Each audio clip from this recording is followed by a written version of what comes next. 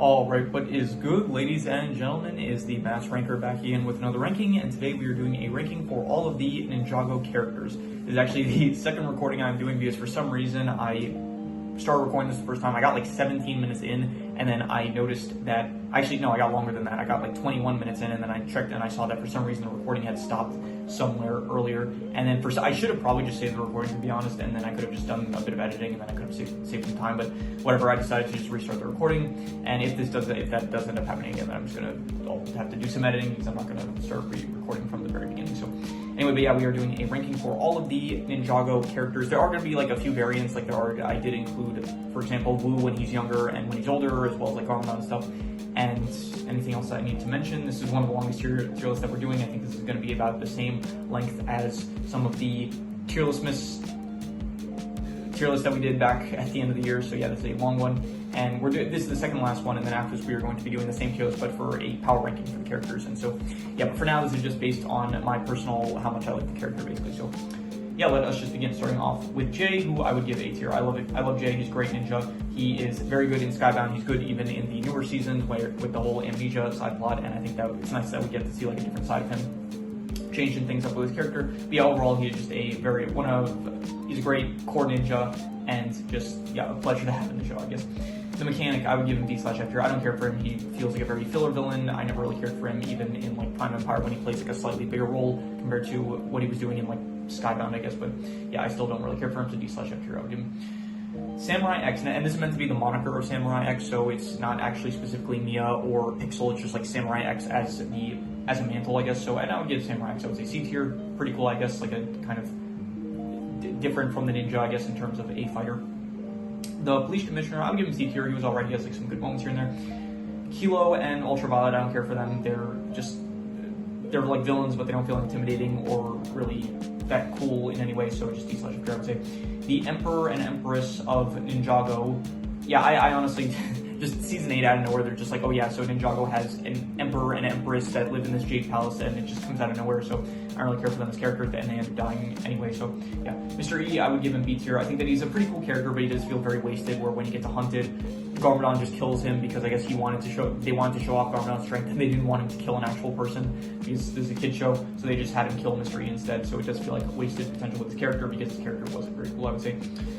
But yeah, he's still very cool character, so B tier. Echo Zane, I'm giving him B/F tier. He is just kind of meant to join the ragtag group that Jay puts together in Skybound in order to defeat Nauticon, and then after season 6, I don't think we see him. Maybe we have like a cameo of him in like Crystallized, maybe when Jay is living in the lighthouse, but from what I remember, I don't think we see him there, so but I could be wrong on that. Either way, he's very forgettable, so just B/F tier.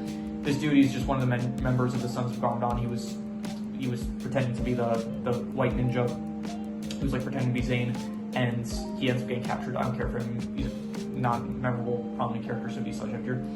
Iron Baron, I would give Iron Baron like C tier. I think he's one of the weaker villains, but he is still like, I do like the manipulative aspects of him, and so I'm rocking his style here with the hat. So yeah, I give him C tier, and on that note, he actually does have like a decent character design, which I do like. So C tier. Faith, I'd also give C tier. She was good. I thought that she was a fine character for Hunted. She does actually show up after Hunted. I think she shows up in March of the Oni. Yeah, she shows up in March of the Oni, so that's like cool. We saw her a bit after Hunted as well.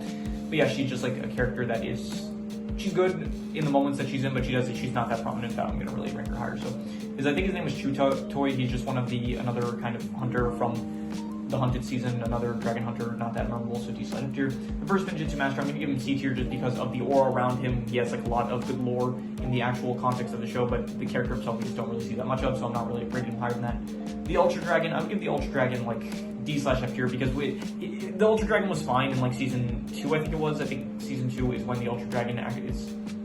I think, or it might have been, I forgot when it shows up, either season 1 or season 2. It's just basically the dragons went, like, they migrated somewhere, and then they ended up coming back all as, like, a fused Ultra Dragon. So, but yeah, it doesn't really do much in, I think it is at some point in season 1, because I think it was in the fight against the Great Devourer. So, by the way, it is just not really, it disappears after, like, season 2. So, yeah, I would just give it probably D/F tier. Firstborn, she is the mother of all dragons, and I think that is very cool lore to have, like, just being the mother of all dragons, I think is pretty cool on its own. She's also, I think, technically the dragon of the first Ninjutsu Master, which is pretty cool. But she is only really in Hunted, and I think a bit in March of the Oni as well, so it's just a shame that we don't really get to see more of her, because that is, like, out of all the dragons, she's one of the coolest ones, I would say, so definite C tier. Now, these are just some dragon hunters that were in Hunted. I don't really care for them, and yeah. Omega, I would give Omega, like, B tier. He is pretty good, I would say. I did like him as a villain. He felt intimidating, and I did like him being, like, the leader of the Oni. I thought that he was pretty cool. Aspira, I don't care for her. She is one of my least favorite villains, I would say. She just has a grudge against Wu, like pretty much most of the other villains in this show. And yeah, she's pretty shallow. She just wants revenge on Wu, and that's it. So just D/F here, I would say. Akita, I would give her I give her B tier. I thought that she was good. It's a shame that, like, we don't see her after the Ice chapter, but she was good in the Ice chapter. Like, I guess she was on the mission with Lloyd. Like, she was going to save her brother. Lloyd was going to save Zane, and so I thought that they had, like, good chemistry together, and yeah, she was fine for the Ice chapter, I guess. So this is Char. I think this is just Aspira's servant, and he's pretty forgetful, so just D/F here. This is the previous emperor of the Netherrealm. Netherrealm is for Minecraft, Netherrealm is for Ninjago. So he's the previous emperor before Zane ends up taking over. He's pretty forgetful, so just D/F here. Crag, I would give Crag, like, C tier. He was alright. He was good, I guess, in the Ice chapter, but he's just not prominent enough for me to really rank him higher. Not necessarily, like, not prominent enough, because I guess you could say, like, Akita or even Omega, it's like they only show up in there one season as well, but I think that they leave more of an impact, I would say, compared to someone like Crag or, I don't know, Char, I guess. Yeah, so anyway, Vex, I would give Vex, like, D/F here. He relies too much on just manipulating Zane, and yeah, so he's just like a very Weasley kind of villain, I guess, and I just didn't care for him too much. This is one of the explorers from the Explorer Club, and I don't really like him. He just kind of, this dude specifically, he just ends up creating a lot of problems for the ninja and the team anytime that the ninja, they need something from the Explorers Club. He just kind of makes it difficult for them, saying, like, oh, you don't have the proper paperwork or whatever. So yeah, I don't care for him. Clutch Powers, I would give him a bit higher than him. I would say that he was C tier. He had some good moments here and there. He was fine in, like, I guess, the Fire chapter of Secrets of Forbidden Fujitsu, as well as, like, he was in the Island a bit, which was good. And I think he's actually even in Crystallized as well. So he had some, like, good moments here and there, but I would just give him C tier. This is Clutch Powers' employee, very forgetful, don't even know his name, don't care for him, D/F here. This is, I don't remember her name, but this is Nelson, and these two are, like, paper boys and girls, and they just deliver the news, and the whole purpose of them is just, they're in filler episodes when, not just in filler episodes, but they're not really that important. They just kind of deliver the news here and there, and sometimes deliver information that's important to the ninja. I don't really care for them, so D/F here. As a news reporter, I don't care for him either. He has, like, a rivalry with Gale Gossip, maybe, so. This is Young Garmadon. I'm gonna give him D tier, not F tier, like D tier, because he is just not that, I don't know, it's more interesting maybe to see, like, Young Wu compared to Young Garmadon. Like, we don't have a lot of time that we see him. I guess it's, like, cool to see a character in, like, a different stage of his life, I guess, so it's cool to see Garmadon, I guess, when he's younger, but yeah, it is just, he's not prominent enough for me to really rank him higher. Now, young adult Garmadon, I would give him probably, like, B tier. I think that it is cool to see, like, right before he actually becomes, like, he gets engulfed by the evilness of the Great Devourer. I think that it is cool to see Garmadon as like, he is basically, like, this is right before his corruption kind of starts, and so I do think that it's cool to see him before he really starts, like, turning to the dark side, I would say. So B tier. Fujidub, I don't care for him. He's, like, a joke villain, so yeah. This is Akita's brother. I would give him D/F here. I don't really, what was the name even? Let's see here. Ninjago. Akita's brother. Let's see here. Katsuru. Yeah, so I don't care for him. He was fine. He wasn't, like, bad or anything. It's just he's very forgettable, so I'm just giving it, like, not F tier, but D tier, I would say. I realize I should try to, like, start distinguish. I shouldn't just say, like, D/F tier. If like, there's a character that I think is, like, D tier, I should try to distinguish that. And if there's a character that I would say is F tier, I should try to, like, also say whether or not I think that they're D or F tier. But, like, specifically if I have a stronger opinion, like, and I don't just want to give a vague D/F tier ranking. So anyway, this is King Mambo. Yeah, D/F tier, because I just don't really care for him too much. It's cool, I guess, that they're, like, expanding the lore, like, in the past, like, how the Serpentine were and stuff, so that aspect of him is kind of cool, but the character himself is just not really any interesting or memorable, I would say. So Sorla, I would give Sorla, like, C tier. She was, like, kind of the mentor of the ninja while they were in the Netherrealm, and she just kind of acted as, like, a pseudo teacher for Nia, I guess, like kind of teaching her how to control water even if it's in like a different state, specifically ice. So yeah, that she kind of acted as like the Master Wu of the ice chapter, I would say. So C tier. Unagami, I would give him like C tier. He was fine, but they just don't show enough of him, honestly. Like he's like a decently cool character, but it does not show up enough for me to really rank him higher. Like he has a few scenes in the middle of Prime Empire, and then towards the end, it's like that's when he finally shows up. And honestly, C tier is being like really generous. So I guess I did like the final like talk that he had with like Milton Dyer and stuff, but yeah, I just don't really. Yeah, just C tier. I'd give him. Milton Dyer himself, I would also give like C tier. He was fine. He had like, I guess the actual. Again, the parts that he like talks with Unagami was good, so for that I'm giving C tier, not D/F tier, but still. Scott, I would also give probably C tier. The first player of Prime Empire. Why is this not moving? Here we go. Yeah, so he was the first player to actually enter Prime Empire, and I thought that he was, you know, cool, interesting character of like this guy that's in the video game only has 1 life left, so he's like not willing to take risks. I thought that was like decent, so C tier. Okino, I think that was his name. Let's hear Ninjago. Okay, yeah, you might see here, by the way, that I already searched up. Again, I did this recording already, and so yeah, but we are. I got all the way up until like I think. Where did I get up to even? I got up to like the Forbidden 5 here. I think I'm pretty sure that's where I got all the way up to. So anyway, Okino, I would give Okino probably honestly A tier. I think that he was really good. He was one of the best characters in Prime Empire, and I really liked the episode with him. I am Okino. That was a good one. Shifty, I would give Shifty. He's actually voiced by the same character as Okino, I'm pretty sure. So I give him B tier. He was good for like the one scene he was in, but yeah, he's just in that one scene. Racer 7, I think her name is. Yeah, I don't care for her. She was like an NPC that was programmed to lose, I guess, which is kind of interesting. But the whole like the Speedway 5 billion plot of Prime Empire was my least favorite from the actual all of the quests that they go on in Prime Empire. And you know, I didn't even realize this, but I was actually thinking about this sometime after I did the review for Prime Empire. It takes a lot of it does take like a lot more inspiration from Ready Player One than I realized, because they actually do like in Ready Player One, the first event is like a race in order to win the first key, which I didn't even like think about at the time. But yeah, so it's like they have a race, and then you also have, I guess, I mean, after that the quests are kind of different. I think, what was the second quest in Ready Player One? It's been a few years since I've seen the movie. It's like a race. You had to go through like some Shining thing, like the creator's favorite movie, so they had to do something with that. And then I forgot what the third quest was. The third quest was like you had to beat a really old video game or something like that. So or like find the Easter egg of it. So anyway, next up is Bob the Intern. He was fine, C tier, I'd say, some good moments, but yeah. The glitch from Prime Empire, or I think the guy that like showed them the glitch, whatever he did, yeah, I don't care for him. D/F tier, very forgettable. Milton Dyer's mom, I think this is, and I would just give her D/F tier. The Master Chef from the Temple of Madness in Prime Empire, again, just don't really care for him. D/F tier. I forgot this dude, but I think he might be the friend of Milton Dyer, just another forgetful character. King Vangelis, I would give him D/F tier. I did not really like him that much. I think that he doesn't feel as intimidating as I feel like he should be.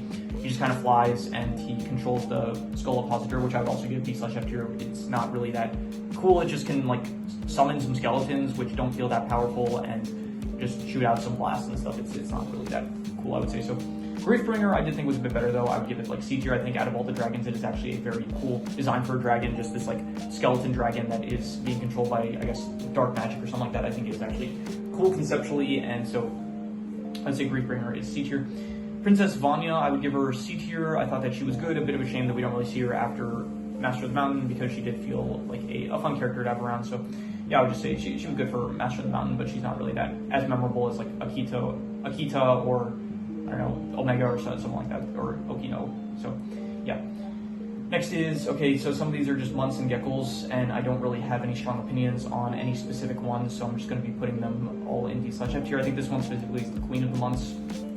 It's like the Chancellor of the geckos. I don't really have any strong opinions, so just D/F tier. This is Fungus. I would give Fungus like B tier. This is Corgan, I think his name was. I would give him also, was it Corgan? Let me see. I also searched this up earlier, but I don't remember. Ninjago. It's here. Upley characters.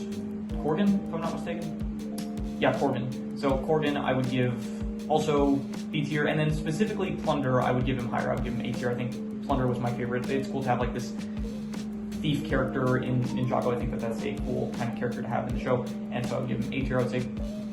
Next is Nodocon's father. I would give D slash F tier. The whole point of this character is just basically to give Nodocon the Jin Blade and give some exposition to what happened to Ninjago, basically, so I just don't really care for him, so D slash F tier.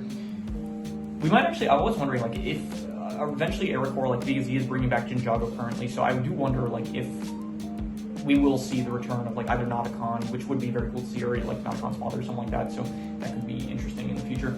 Twitchy Tim, I would give him, like, C tier. Initially, when I first watched The Island, I didn't really care for his character, but on rewatch, I do think that it is a bit better than I gave him credit for, so I would, yeah, probably C tier. I would give him. This creature thing from The Island, I don't remember at all, like, what its name is or what it really did. I don't really think it had a big role in the show. Maybe it freed, no, it didn't free, I think Kai freed them from the ropes, so yeah, I don't remember this creature at all, what it did, so just D slash F tier. This is the keeper, the chief keeper. I would give it, like, C tier.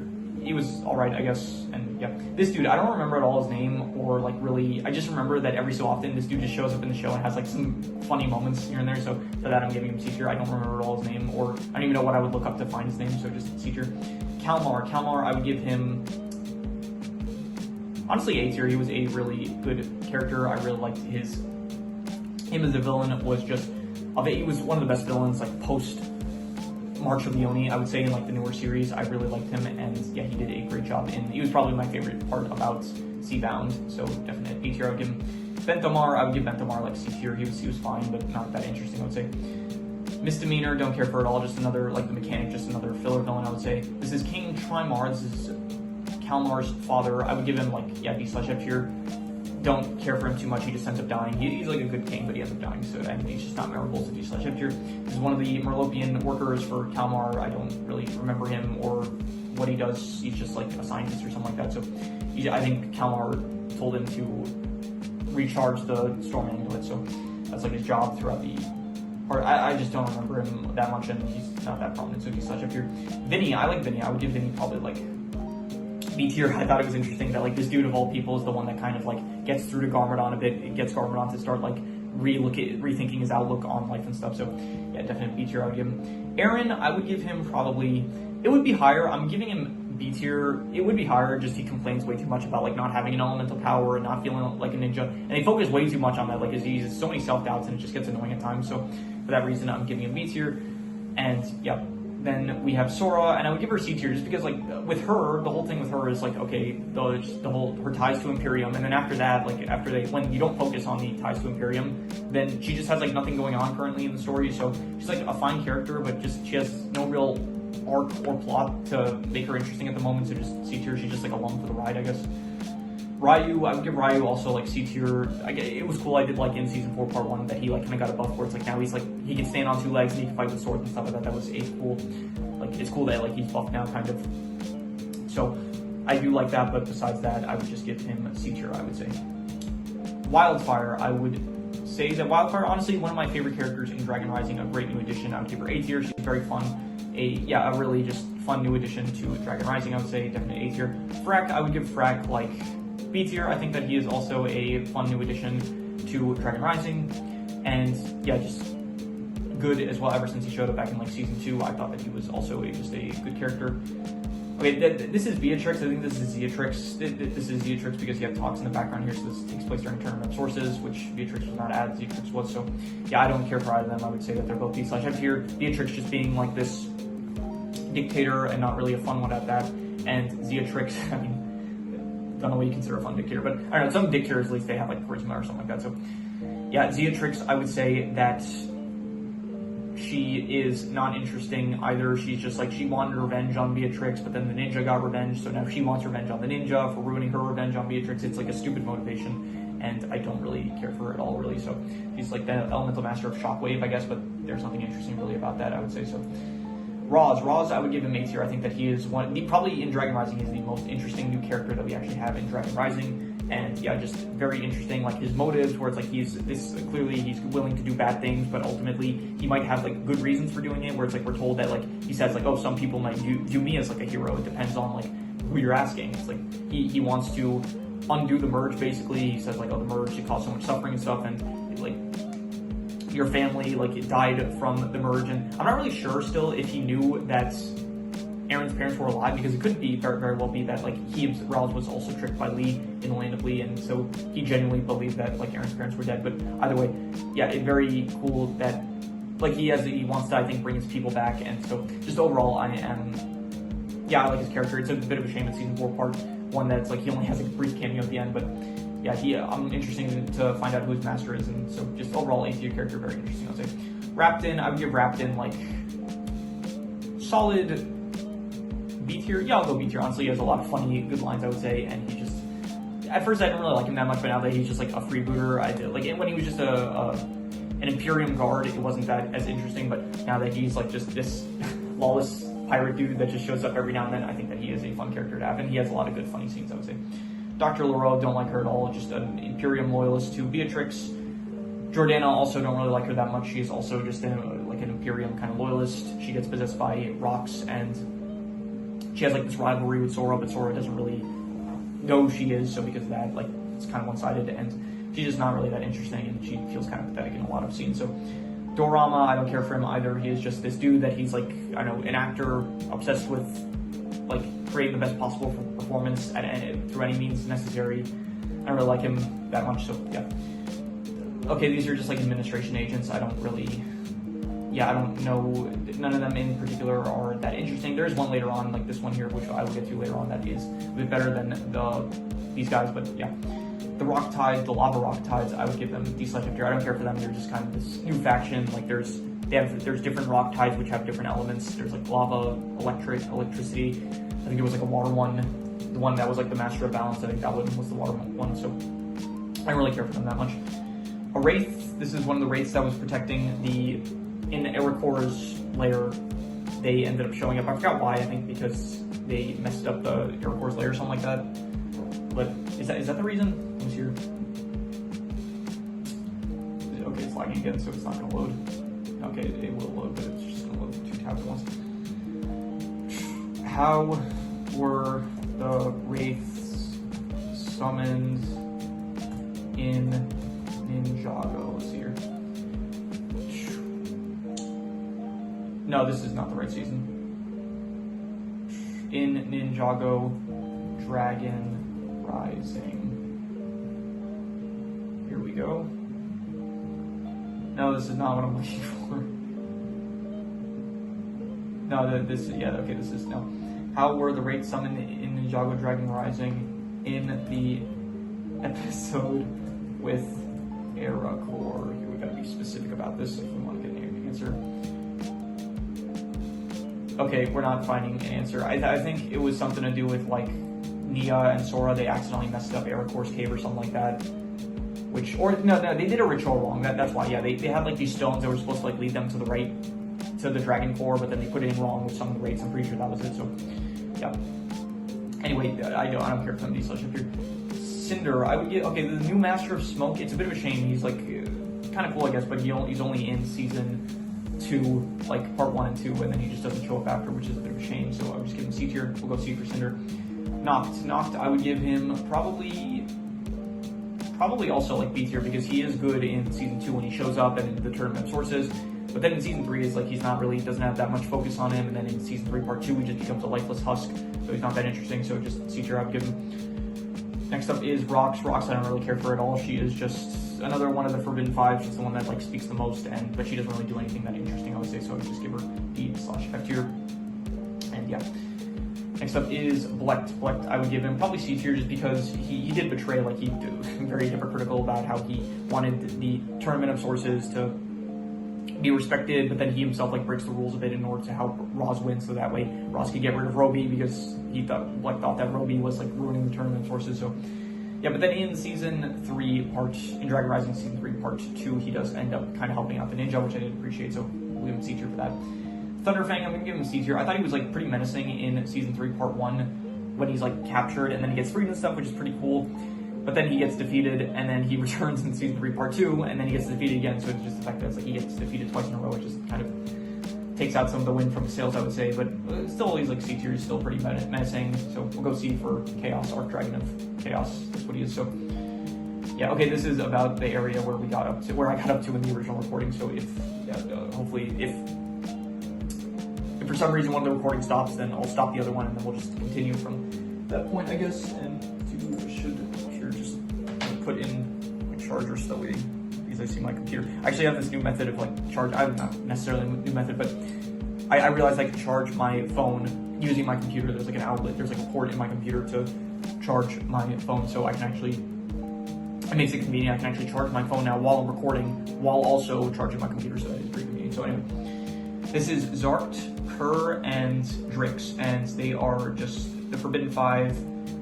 They have like some good moments here and there, but as a whole, they're just like, I don't know, they don't have enough time to really develop into interesting characters, so just be such here, I would say. And eventually they do just become lifeless husks of, like, they show up in Season 3, Part 1, and they're like, here, it was mainly just Drix that had like some screen time, and then afterwards they just become mindless husks, so not that great, I would say. They hyped them up way too much, honestly. In Forbidden 5, they made them out to be like way more powerful than we actually got to see them being, so yeah. Next is, okay, this is getting into new territory. This is like, I didn't get to this point from the last recording that I did, so this is, I forgot his name, but his name is like, he calls himself the ultimate object of admiration. Let me see if I can actually find what his name is. Ninjago, the ultimate object of admiration. I forgot his name. He's a Cyclops. It's here. It's gonna take a while to load. Okay, here we go. Cyclops name. I think he was friends with Gandalaria. Yeah, Powerlit, that was it. So I don't care for him that much. Actually, he has some good lines. And for that reason, I will give him a C tier, I'm gonna say. Another Rock Tide, the lightning one, don't care for him. This is another administration agent, don't care for her. Just, yeah. This is one of the dudes that he works in the Crossroads, and he just, like, I think sells out people for money or something like that. I don't know, he's not memorable that much, so he's such a here. This dude, I will give a bit higher. He's an administration agent, but he's the one that's, like, specifically, he was, like, kind of manipulating Jay into making Jay think that they were friends and stuff, so for that reason, I'm giving a bit higher. I forgot his name, though. It was, like, Agent something. Ninjago. Agent Donovan? Yeah, I think I searched up earlier, so, yeah. So Agent Donovan, I would say, is C tier. Next is, who is this? Another administration agent, don't care about. Okay, Sora's parents, definite F tier, hate them. They are like just loyalists to the very end. They literally like give up. They basically, they love Empress Beatrix to the point where they're willing to basically give up on their own daughter, like, because they just prefer, like, they won't hear out their own daughter, and it's like they're so just brainwashed by Empress Beatrix that it's like they just don't care what Sora has to say, and so yeah, just terrible parents, I would say. Definite F tier. And yeah, this dude, I forgot his name, but I think his name was like something courageous, and yeah, he was just a loyalist spy in Season 4. Don't really care for him that much. This is the Grand Inquisitor. This dude was extremely annoying in Season 4 Part 1, and so F tier for that. He was just like the Grand Inquisitor. He put the trial on for, who was it? Sora, Frack, and I think Wildfire was there, but I don't think she was being put on trial, so this dude was annoying. He was also just still revealed to be a loyalist at the end, so another G/F tier. Aaron's parents, I like them. I think that they are pretty wholesome. Like, they're just like these very nice parents of Aaron. I would give them like a B tier, I would say. So yeah, I thought that they were, like, we see them in flashbacks, and then we actually see them finally in Season 3 Part 2. And yeah, they're nice to have around, I would say. So cool that we finally get to like see them in person, not just in flashbacks, I would say. I forgot her name. This is, what's her name? She looks like Racer 7. Yeah, they look identical, but I don't remember her name. I give her D tier. I forgot her name. Let me see here. Who owns the junkyard in Ninjago Dragon Rising? It's here. Creel, yeah, Creel. I don't care for her. She just kind of, I think she sabotages Aaron and Sora like at the race at the beginning. I don't care for her at all. Alfonso Frohickey, I would give him B tier. I think that he is another fun addition to Dragon Rising, just another dude, like, they need someone to take care of the monastery, they get him, and so I think he's pretty cool, I would say. So yeah, I like him, I would say. This is Percival. I think his name is Percival, if I'm not mistaken. Percival, yeah. He becomes like the new, I think he's the one that ends up getting, yeah, elected official, even he's a kid, so I don't, it seems a bit premature, but anyway, I would give him C tier. You know, he starts off as like he he wants to be a member of the Imperium Fangs, I think they were called, the Claws of Imperium, yeah, that's what it was called. So, but then he realizes that, like, oh, Imperium, it's like built on lies, it's like they're using dragon energy and turning the dragons, and so he realizes the error of his ways, and then he convinces, like, he helps to convince, like, the entire city of Imperium. They realize the truth, and then he ends up getting elected to be the new leader of Imperium, and so I do like the redemption arc kind of thing that he has going on, so I give him C tier, I would say. Geo, I would give him D tier, honestly. We just don't see enough of him. It feels like the parts that he shows up are, it's like he just feels so non-prominent. Like, he kind of shows up every now and then with the Lost, with the Finders, but he's just not doing anything. It's like he doesn't have an arc at all. It's like he shows up now and then and he's fine, but it's just there's nothing interesting going on with him. So for that reason, I gotta say D tier. So Lobo, don't care for him. D/F tier. He just does his Lobo thing. It's fine. It's a fine gag. I don't care for it that much though. So D/F tier. This is Egalt. Egalt, I would give him probably B tier. I thought he was he's like a sensei, but he's a dragon also. I would give him B tier. I thought that he was pretty good. And yeah, rest in peace. He did end up dying. And so, yeah, but he is definitely a good dragon. I would give Rontu probably C tier. I would say that she is not as good as Egalt. Egalt just felt a lot more like, I don't know, substantial to the plot, I guess, with like his death kind of being pretty impactful. And then him also feeling like, I don't know, him creating the bond with Wildfire. Rontu, her whole kind of, at the very least, like now, it's just, she's mainly just focused on training Ryu, which I guess is fine, but I just kind of prefer to Egalt, I would say, the better. So, who is this? Okay, now we're getting into like the Source Dragons. I think this is the one I think this one might have been the one that died. I don't remember him really that much, so I'm just going to put him in the /F tier. And to be honest, I'm going to put pretty much all of them in the /F tier just because this was the one that actually met Lloyd in person.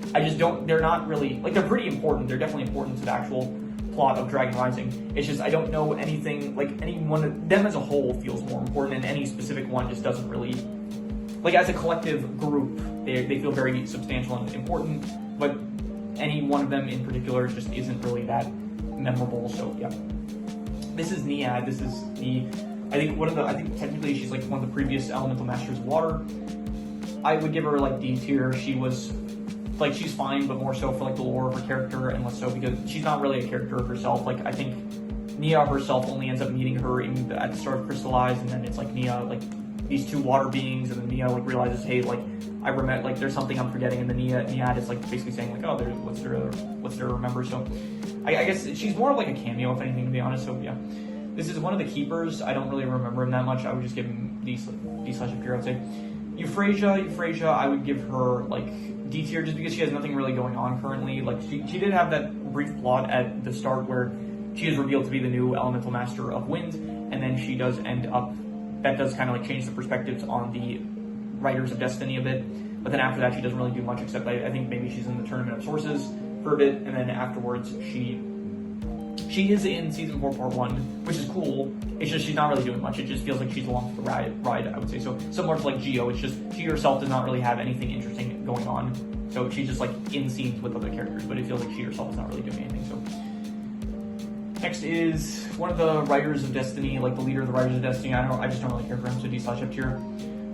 Gandalor, I would give her not A tier, but definitely B tier. I think that she is another fun addition. I will say that at times she can be a bit, I don't know about annoying, but yeah, it does feel like her character can at times just be a bit, I don't want to say her character is like annoying at times, but it is like a bit just, I don't know, yeah, I'll say annoying. Like, just at times, I don't know what it is about her character, but maybe it's just she makes too much jokes at times, and it just can be a bit annoying at times, but she's still a good character. I do like her most of the time. It's just that when they overuse her, maybe it gets annoying here and there. So yeah, B tier. This is Intelligent George, D/F tier. He's just meant to be like a joke about conspiracy theorists, and yeah, he's just conspiracy theorist, and I forgot. He's if anything, he might just be like to tease.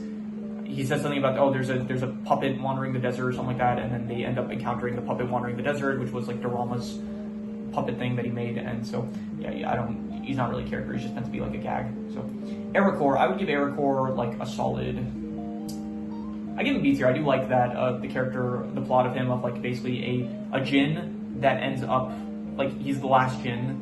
I forgot honestly how he is the last Jinn technically. I think maybe he said he was on a mission or so. I'll look it up, maybe I can find the answer. How did Era Core survive in Ninjago. I think, yeah, maybe he was like, he was like out of the realm at the time. And he went on a long quest in another realm when his homeland was destroyed. Okay, yeah. So I do like him, like he's the last Jin and stuff, and he loses all hope, but he does have like a small grain of sand of Ninjago, and then I like the whole thing of like, the more wish magic he uses, the more wishes he grants, he's able to slowly but surely bring back Ninjago. And so I just, it's cool to have a Jin back, honestly. Like, the Jins are a cool faction that it is a bit of a shame that we just don't really get to, like, after Skybound, it's like we just, we don't have any Jins anymore, and now, like, Dragon Rising, they bring back Ninjago, which I think is, like, a very, like, even when Ninjago is introduced, we get introduced to Ninjago through the act of it being destroyed, which is a bit of a shame, because, like, it is, I guess, in concept, it's, like, a realm full of Jins, and Jin magic is, like, really cool and stuff, so, yeah, I do think that his character is good, and I do like what his character is bringing to the table in terms of Dragon Rising, I would say. So, B tier. Frack's father, I would give him, I'm going to give him D tier. I'm not even going to be generous, I'm not going to give him C tier, I'm going to say D tier, because he is, like, a pretty big jerk throughout, basically, the entire runtime of Season 4, like, he is definitely not a good father, basically, but I did like one aspect of him, which was the whole thing about him talking about, like, to Frack, basically saying how he just wanted Frack to, like, think highly of him, like, basically he wanted a legacy that Frack could be proud of, and he did basically say, he touched on some interesting aspects about how it's, like, the whole thing of, like, never trust the snake, and, like, Serpentine, they were treated badly in the days, and saying stuff how it's, like, he had to work twice the effort for, like, half the reward and stuff, so I did think that that was, like, an interesting aspect on his character. And so, yeah, if they maybe, like, explore some of that a bit more, then yeah, I could rank him higher, but for now I'm just going to give him D/F tier, because most of the time that we saw him, he was just being a jerk, like, basically belittling Eren, which is, I feel like, the exact opposite you would want if his ultimate goal is to get Frack to look up to him or something like that. So, yeah. This is the Guardian of the Dragon Core Temple. I don't really care for him. I don't really remember much about what he did. He just kind of maybe gives an explanation dump of, yeah, just explaining about the Dragon Cores and, like, how they work and stuff, so it's not really, his character himself is not really that important. This dude, I don't know, this is really, I think this is just like he might have been the Elemental Master of Figment, but he also might just be, did I include the Tournament of Sources characters? I think if I didn't, maybe I just didn't include any characters that were, like, not really. Okay, if I didn't include characters from the Tournament of Sources, because there was literally nothing to their characters, like, they were just, like, cameos of different Elemental Masters that we just knew nothing about, so. Anyway, yeah, I think this is either the Elemental Master of Figment, or it is just meant to be, like, the leader of the skeletons in the underworld, I think. Either way, I don't remember much about, like, this character, so for that reason, D/F tier.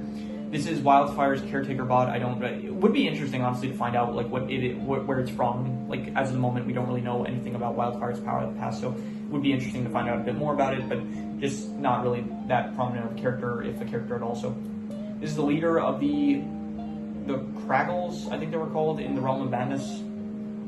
Let me see here. Ninjago, Realm of Madness, Rock, Monsters. Let's see here. My neck is starting to hurt. Cragglings. Yep. Okay. So I would give probably the Craggling sheet. Yeah, I just don't really care about it. D/F tier. This is a dude that helped out Eren and Lloyd in the pirate area, like when they were out at sea. So he helped them out. He's not memorable, so just D/F tier. Is the dude that was being controlled by this giant lobster thing that was also in the out at sea, that whole, like, side plot that they went on, and I don't care for any of these characters from that side plot. This is, I think, the matriarch of the Earth Dragons. This is the one that initially, like, meets Lloyd and talks to him. Basically, she's the one that allows Ryu to go with the ninja, and I think she ends up dying at the start of Season 2, Part 2. And I just don't like her. She's not that memorable, so I'm giving her D/F tier. This is the new matriarch of the Earth Dragons, and not really memorable, so D/F tier, I would say. Is the Arc Dragon of Focus, and I don't really care for the Arc Dragon of Focus that much. It's like, I guess the plot to summon her back is interesting, but the actual dragon itself, it's like she fights Thunderfang and that's it, and then she just disappears again, and so it's just not that. I guess the impact is decent of her character, but it's not really, her character herself is not that interesting. So the Arc Dragon of Life, I would give, honestly, also like D/F tier, because she's fine, but again, like, her character is basically just saying like, oh Lloyd, you were supposed to come back earlier, and then Lloyd explains like, oh I aged up and so I couldn't have gotten the call from the Whispering Woods. She's like, okay, I understand now, we're doomed. And then she just like loses hope in Lloyd, and then she just kind of gives up for the rest of the season. She's just like, every time we see her, it's like she's dying, and that's it. She's like dying and then saying like, oh, all hope is lost, and she's like, that's the only thing with her character, it feels like, in season 4 part 1. So yeah, maybe she'll return, maybe she'll be a bit better, but for now I'm just giving her a D/F tier. Xanth, I would give Xanth like honestly C tier just for the fact that he is a Ninjago dragon, which I think is pretty cool, like to have a dragon specifically from a different realm, which I don't think we actually saw before, unless I'm mistaken. But either way, I think that Xanth, just the fact that he has like, he's a Ninjago dragon, I would give C tier, I would say. This one is Fritz, this one's Spitz, and I don't care for Spitz, but Fritz, I think it is actually interesting that this dude is like a formling, a formling finder, whatever you want to call it. He's able to like turn into a bird, I think, like a raven, which I do think is pretty cool. So I do kind of wish we got a bit more backstory about him, because that is interesting, I would say. Bonzel, I would give her, honestly, D/F tier. It feels like her character has nothing left to do. I guess we got like a bit of a deep dive into her character about her being a spell that was cast by Gandalaria, and then we end up finding out like, oh, she ended up meeting Wu, and then from there she just ended up, so now she knows like she's a spell. I forgot, she like, Gandalaria told her like, oh, she loves her or something like that, and not to feel bad about like being a spell or something like that. I think she was having like self-conscious issues about her being a spell, like maybe not deserving of like life or something like that, and then she felt better after speaking with Gandalaria. Now she is not really doing anything as of the current moment in the story, so I just don't really care for her. So D/F tier. Tox, she is the Elemental Master of Poison. She just doesn't really do anything, honestly. In Tournament of Elements, she didn't do anything really. And in the Tournament of Sources, she also like didn't really do anything. So she's just the Elemental Master that's like showing up, but I don't even think she has any speaking lines, to be honest. So yeah, I don't know. She's a character that we keep seeing, but she's not doing anything at all in the series. So yeah, Roby, I would give Roby like B tier. He's cool. He was good in the Tournament of Sources, and he is also good in like, I guess, subsequently season 3 part 1 where he gets sick. And yeah, I think he just ever since like Tournament of Sources, I guess, I don't know, he was in Tournament of Sources, then he gets sick, Wildfire takes care of him, and then he gets hollowed in season 3 part 2, and then he in season 4 part 1, I think he gave Wildfire a ship. I don't remember if that was season 3 part 2 or if that was season 4 part 1. I think no, it would have been season 3 part 2 because they were trapped in the realms at the start of season 4 part 1. So yeah, he's good. I would say B tier definitely. So yeah. Next is, I forgot his name, but he's the Elemental Master of Reflex. Okay, we're getting there. Yeah, okay.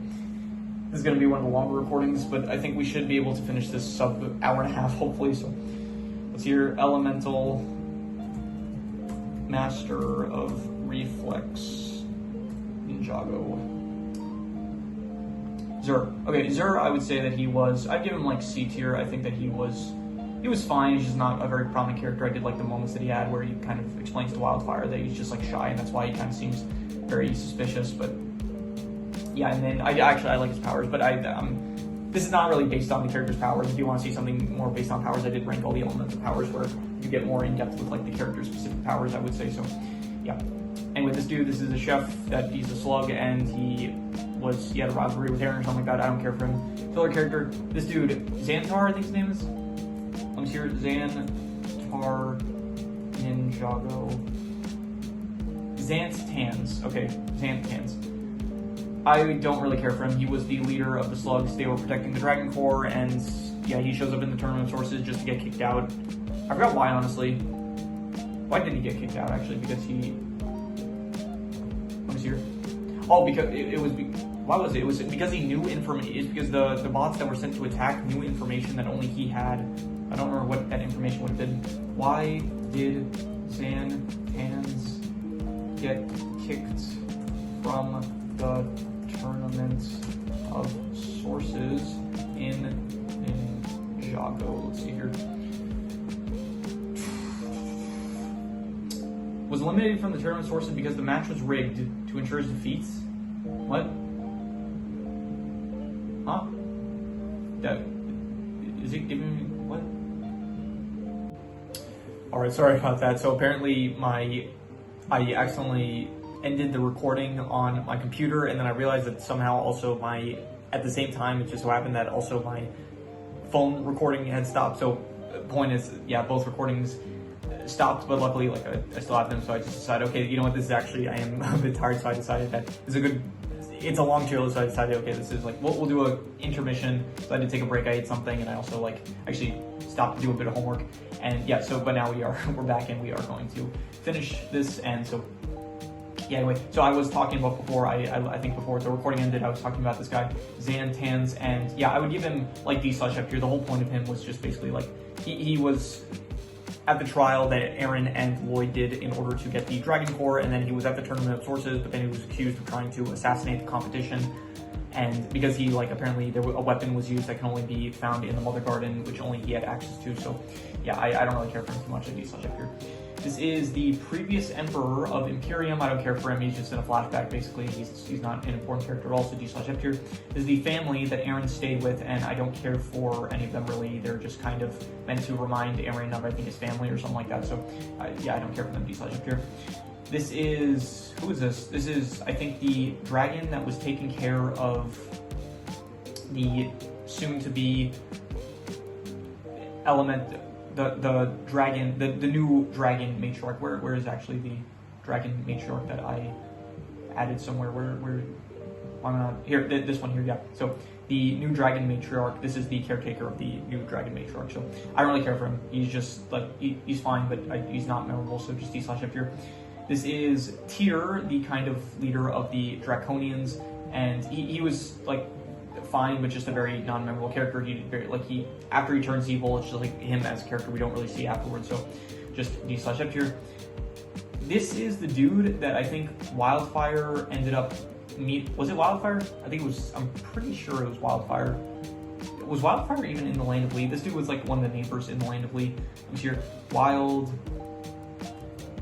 Fire Lands of Lee. I'm almost certain that she was in the Land of Lee because she was like, yeah, she was in the land. Yeah, because Lloyd and her, they were pretending to be siblings. So yeah, so he kind of thought something was up with the Land of Lee, and then but then he was brainwashed into thinking that everything's fine.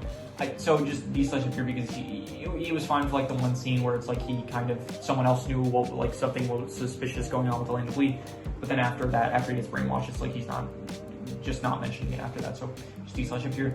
This is another rock tide. I think they're called rock tides. I'm not exactly sure. Let me see here. Maybe I can Ninjago rock tides. Rock tides. Here we go. Okay, but yeah, I think depending on like their elements, it's called something tide. Yeah, tide folk. Okay, apparently they're called tide folk. So I don't really care for any of them. So just D/F here. This is the skeleton guard of the underworld, and he's kind of cool, but like he's not really a character too much. More so just like this guardian of the underworld, and if you defeat him, then he will actually become the gateway to the underworld, which I think is kind of cool. But he is just not prominent enough for me to rate him higher. Lee, I would give Lee, yeah, D/F tier. I didn't really care for him too much. Like, it was the Land of Lee just in general, out of all the new locations, it's one of my least favorite. And the whole Lee plot, it was just a bit, I don't know, it felt like it's like something new that they were trying out, I guess. Like, it's very different from like the regular kind of plots that we have, but it felt, I don't know, Lee himself is just kind of, I guess I liked at the end where it's like we find out I don't know, they try to like paint him as this guy that was just like very lonely and wanted friends and stuff, but it's kind of stupid. Like, his whole justification was like, oh, he can't, like, after the merge, he's like, I can't leave the Land of Lee because then it wouldn't be the Land of Lee, which is just very stupid logic. So he ends up instead just like kidnapping people and then like making them believe that, yeah, everything in like everywhere in the, like, the merge basically destroyed all the realms and stuff. So yeah, he is not a great dude, and I'd be open maybe to them bringing him back for, I don't know what they could use him for, but if he does come back, I won't be opposed to it. But yeah, just for how prominent he was, I just didn't really like him that much. So D/F here. This is, I think his name was Geel, if I'm not mistaken. Let me see here. Ninjago. Geel. Let me see here. Ninjago Frog Explorer. This is the dude that, no, it's not Frohickey, it is, let me see here. Ninjago Frog Explorer with mustache, I don't know. Maybe that'll be here. Guig, yeah, I don't know where I got Geel from, but Guig, I would give I feel bad for him. He does get like bullied a lot by the rest of the Explorers Club, but even so, he's just not a very prominent character, so just D/F tier. This is the leader of the Umbra Sylvis village. I did not like the Umbra Sylvis plotline of season 4 part 1, and so just I don't really care for any of the characters there either. This is just another member of the Explorers Club. This is another member of the Explorers Club from the Umbra Sylvis plotline. Once again, just don't really care for it. Zane, the main man himself. I'm going to give Zane a solid, let's see here. I gotta give him an A tier. He is a great character. Like, season 3, his sacrifice is one of the greatest like moments in the entire series. When he comes back like as Titanium, I thought it was pretty cool. I do think like in Dragon Rising, they out of all the ninja, he feels a bit like he's not getting like enough screen time compared to some of the other ones. Like I thought like at first at the start of Dragon Rising, that was more so Cole. Cole felt like he was getting shafted a bit, but now he does feel like Zane is, like he does show in season 4 part 1 he does return, but in like season 3 part 2, like he's just completely gone for a lot of it. And yeah, so I do like Zane. He is a very good character from the start of the series until now. He's still great. And yeah, I think pretty much all the ninja are probably going to get like A tier minimum, I think. So yeah, Zane definitely A tier. Lloyd, I'm going to give Lloyd, like, okay, Lloyd, the main 4 ninja I think are going to get A tier, but Lloyd, honestly, I'm just going to give him like B tier because of how prominent he is. Just because we spend the most time with him, there's just a lot of moments, like a lot of just stuff that's going on with his character that just a lot of the times I don't really care for. For example, like season 7, when they do the whole, like, they start doing the master plot with him, where it's like he's starting to learn to become a master. That doesn't really go anywhere. When Dragon Rising begins, he just kind of like starts, again, he's like playing the role of the master to Eren and Sora. In Dragon Rising season 2 part 2, he's just constantly having visions, and he's fine. He's not bad. It's just that, like, I don't know, for how prominent he is just not as good as I feel like he should be. However, I do think that he is very good in the newest season. In season 4 part 1, I do appreciate that they're actually like giving him more of a focus, more like the most focus that he's had since like season 2 of like Ninjago season 2, like not Dragon Rising season 2. So yeah, I think that for I don't know, for the amount of time that a lot of it is also like he's the ninja that we do see like in the most stages of life. So it's like we saw him when he was younger, we saw him like when he was like getting kind of older, and now it's like he is much older compared to where he was at the start of the series. So I do think that maybe I kind of like his, actually, okay, so I do have to take that into account because I'm looking at him now and I'm just thinking Dragon Rising Lloyd, but I do also have to remember that like he was kind of, I maybe should have included like different eras of him, like when he was kind of younger in the original series, like before the whole art style change. So because he was, in season like, here, he was good in season 4, he was good in season 3. Like, okay, you know what, I'm being a bit too harsh. I think just me looking at him now, I'm seeing him like how he looks in Dragon Rising, and I am forgetting like how good he was in like some of the earlier seasons. So for that reason, I think I'm being a bit too harsh with him. So I am going to give him A tier. He is still, he is an A tier character. It's just that currently what's going on in Dragon Rising, like at the very least now in season 4 part 1, I am starting to like appreciate what they're doing with his character. But before, so a lot of the earlier stuff in Dragon Rising, I just didn't really care for his character as much as I used to. So, but even so, he is like a very good character in like the earlier seasons. And your Sons of Garmadon, he was good. Hunted, he was very good. I have to remember that. Yeah, March of the Oni as well. Like he is a very good character, so definitely A tier. I am going to give him. This is, I forgot his name. Fenwick. Was it Fenwick? Who's Fenwick? Let me see here. Ninjago, Jade, Palace, Guard. No, Fenwick was the dude from the Cloud Kingdom. So this dude, I forgot his name. No, Ninjago, Jade, Palace, eye patch, die. Maybe this is a bit more specific. I'm starting to lag again, so now we have to wait. Here we go. No, not Mr. E, the dude with the eye patch. What is his name? Here, what if I just do images? Maybe that'll make it easier. No, Ninjago. What if I do Sons of Garmadon? Let's do that. Ninjago.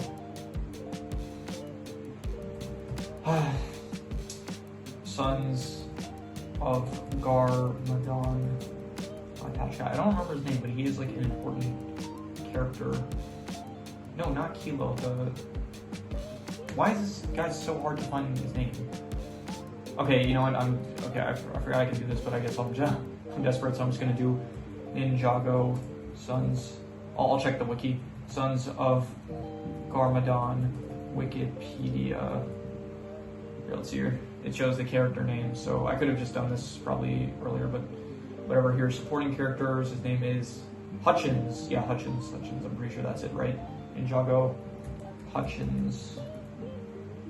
Yeah, so he was kind of meant to be a red herring of like the person that we think is going after the Oni masks, but then revealed that it's not him, it's actually Harumi that's going after them. And I would say, yeah, I didn't care for him too much, so just like D tier, I would say.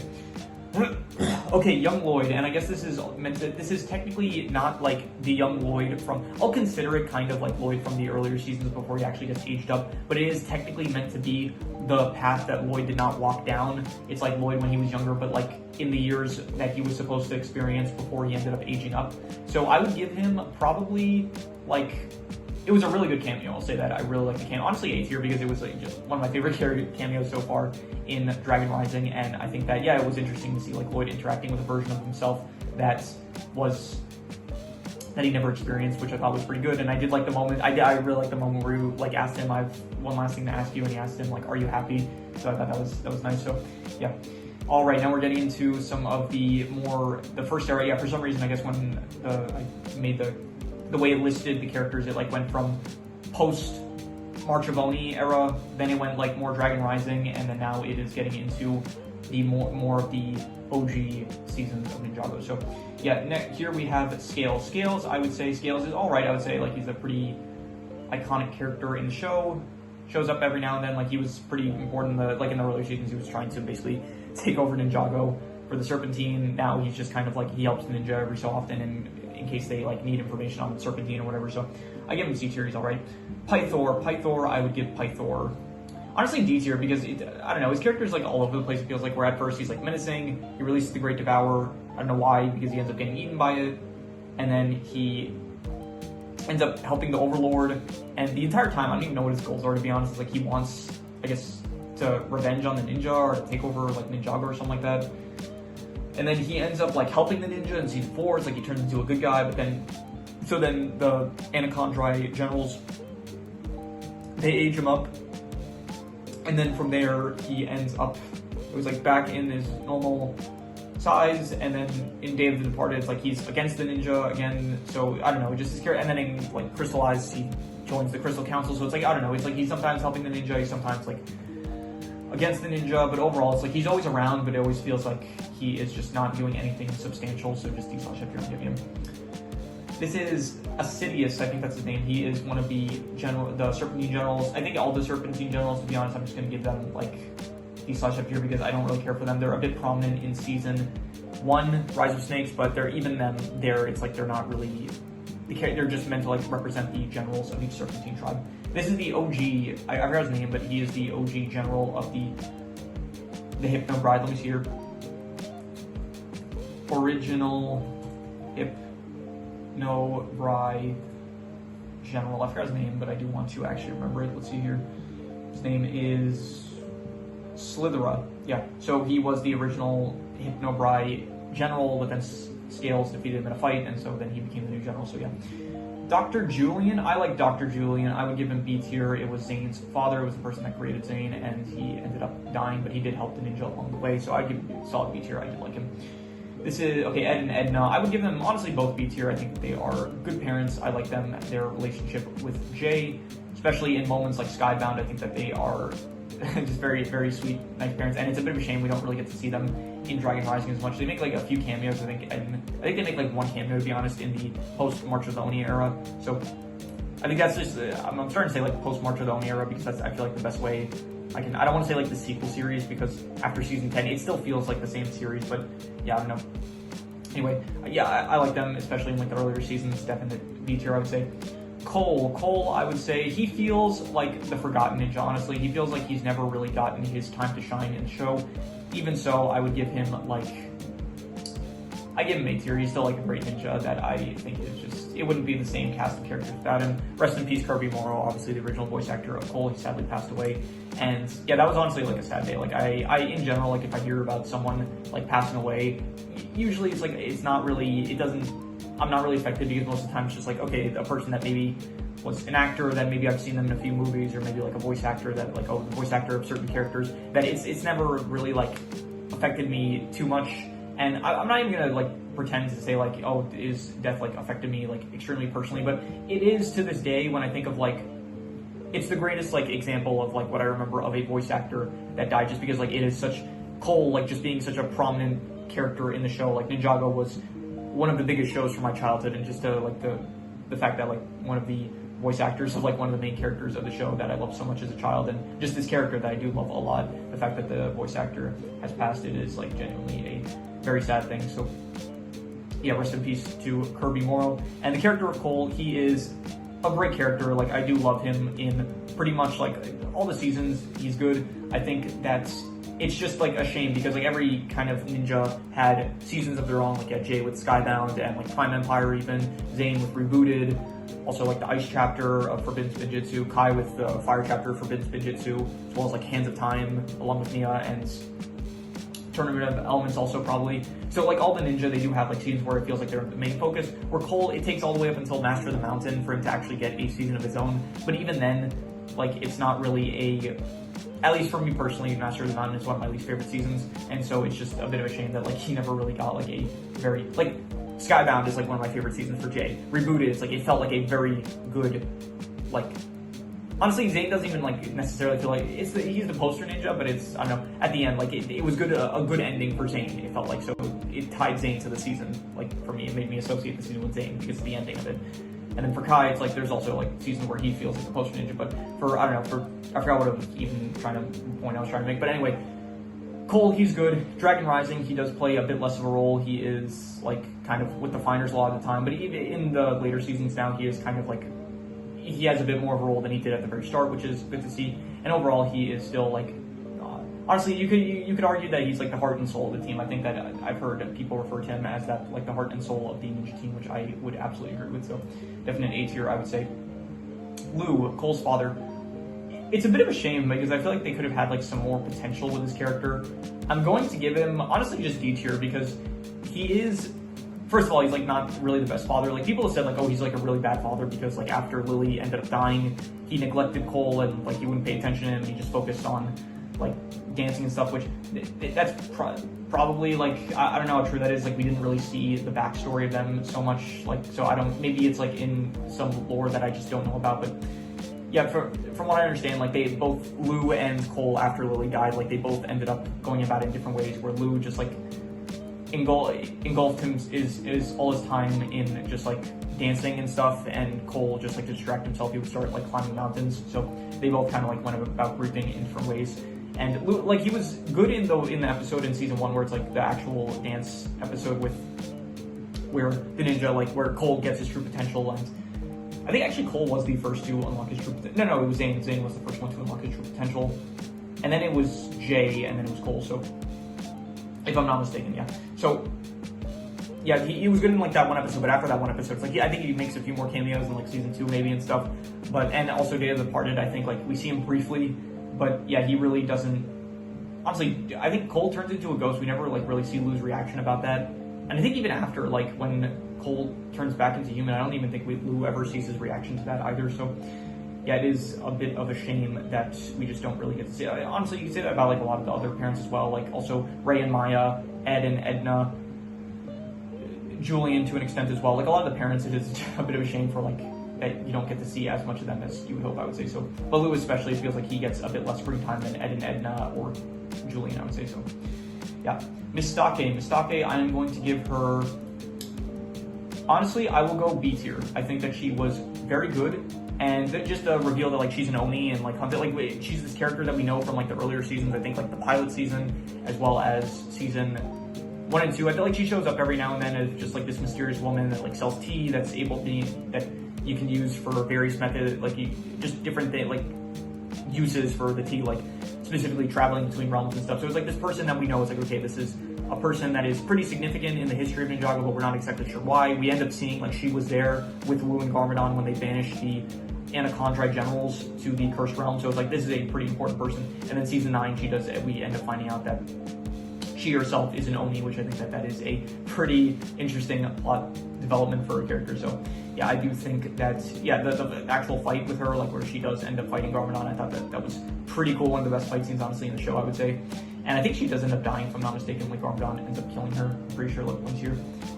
Did Mistake, I don't know how to spell her name. Did Mistake die in Ninjago? I'm pretty sure she did. Yes, Mistake died. She was killed by Garmadon off screen during a confrontation in his tower, allowing Gyra to escape with the power. While some fans speculated about her survival, she's officially considered a deceased character in the show's canon. Yeah, so I guess if they kill a character off, they can't really show it directly because this is a kid's show technically. So yeah, but I would definitely give her B tier. I'd say Misako, honestly D tier. I don't really like her character that much. It's like she abandoned Lloyd, and I get the justification. Like she's like, oh, she needed to do research in order to like find out information to prevent the final battle between Lloyd and Garmadon. So it's like fine, still not like really the best excuse to abandon your child, but anyway. And then so she was like prominent in season 2, and then after that I think she just kind of shows up every now and then if like information needs to like if the show needs to drop some information to the characters. So I don't even remember, to be honest, if she's in Dragon Rising, if we've seen her yet, but either way I would just give her like D/F tier.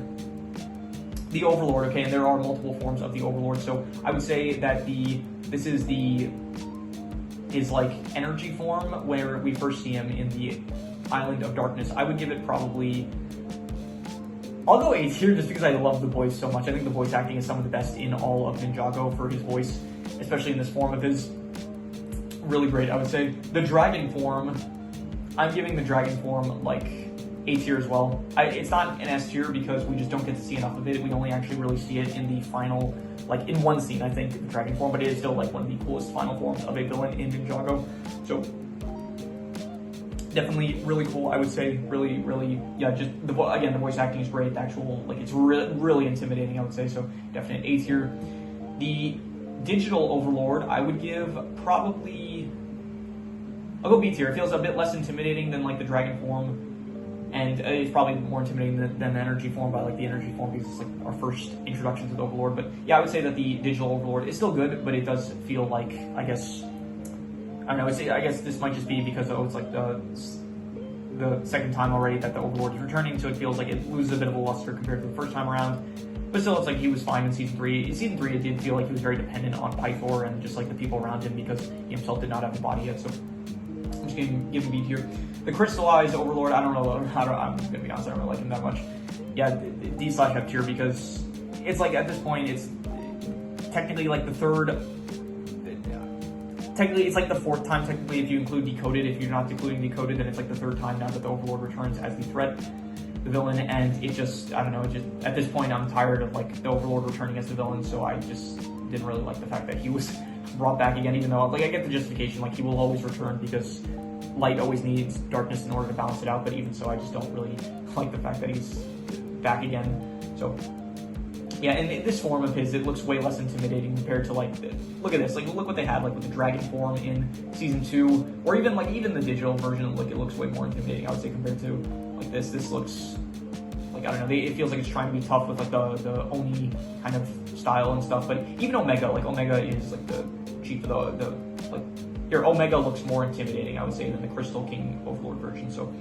Yeah, this is the fusion of Garmadon with the Overlord. I would give it probably, like,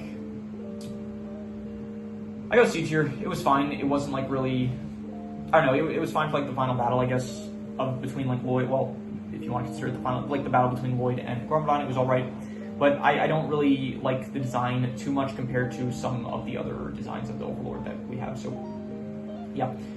Next is Captain Soto. Captain Soto, I would give him C tier. He was like introduced in like a filler episode of season 1, where Garmadon was just like testing out the powers of it was actually the first episode that he uses the weapon of creation, and he does create Captain Soto along with his crew back.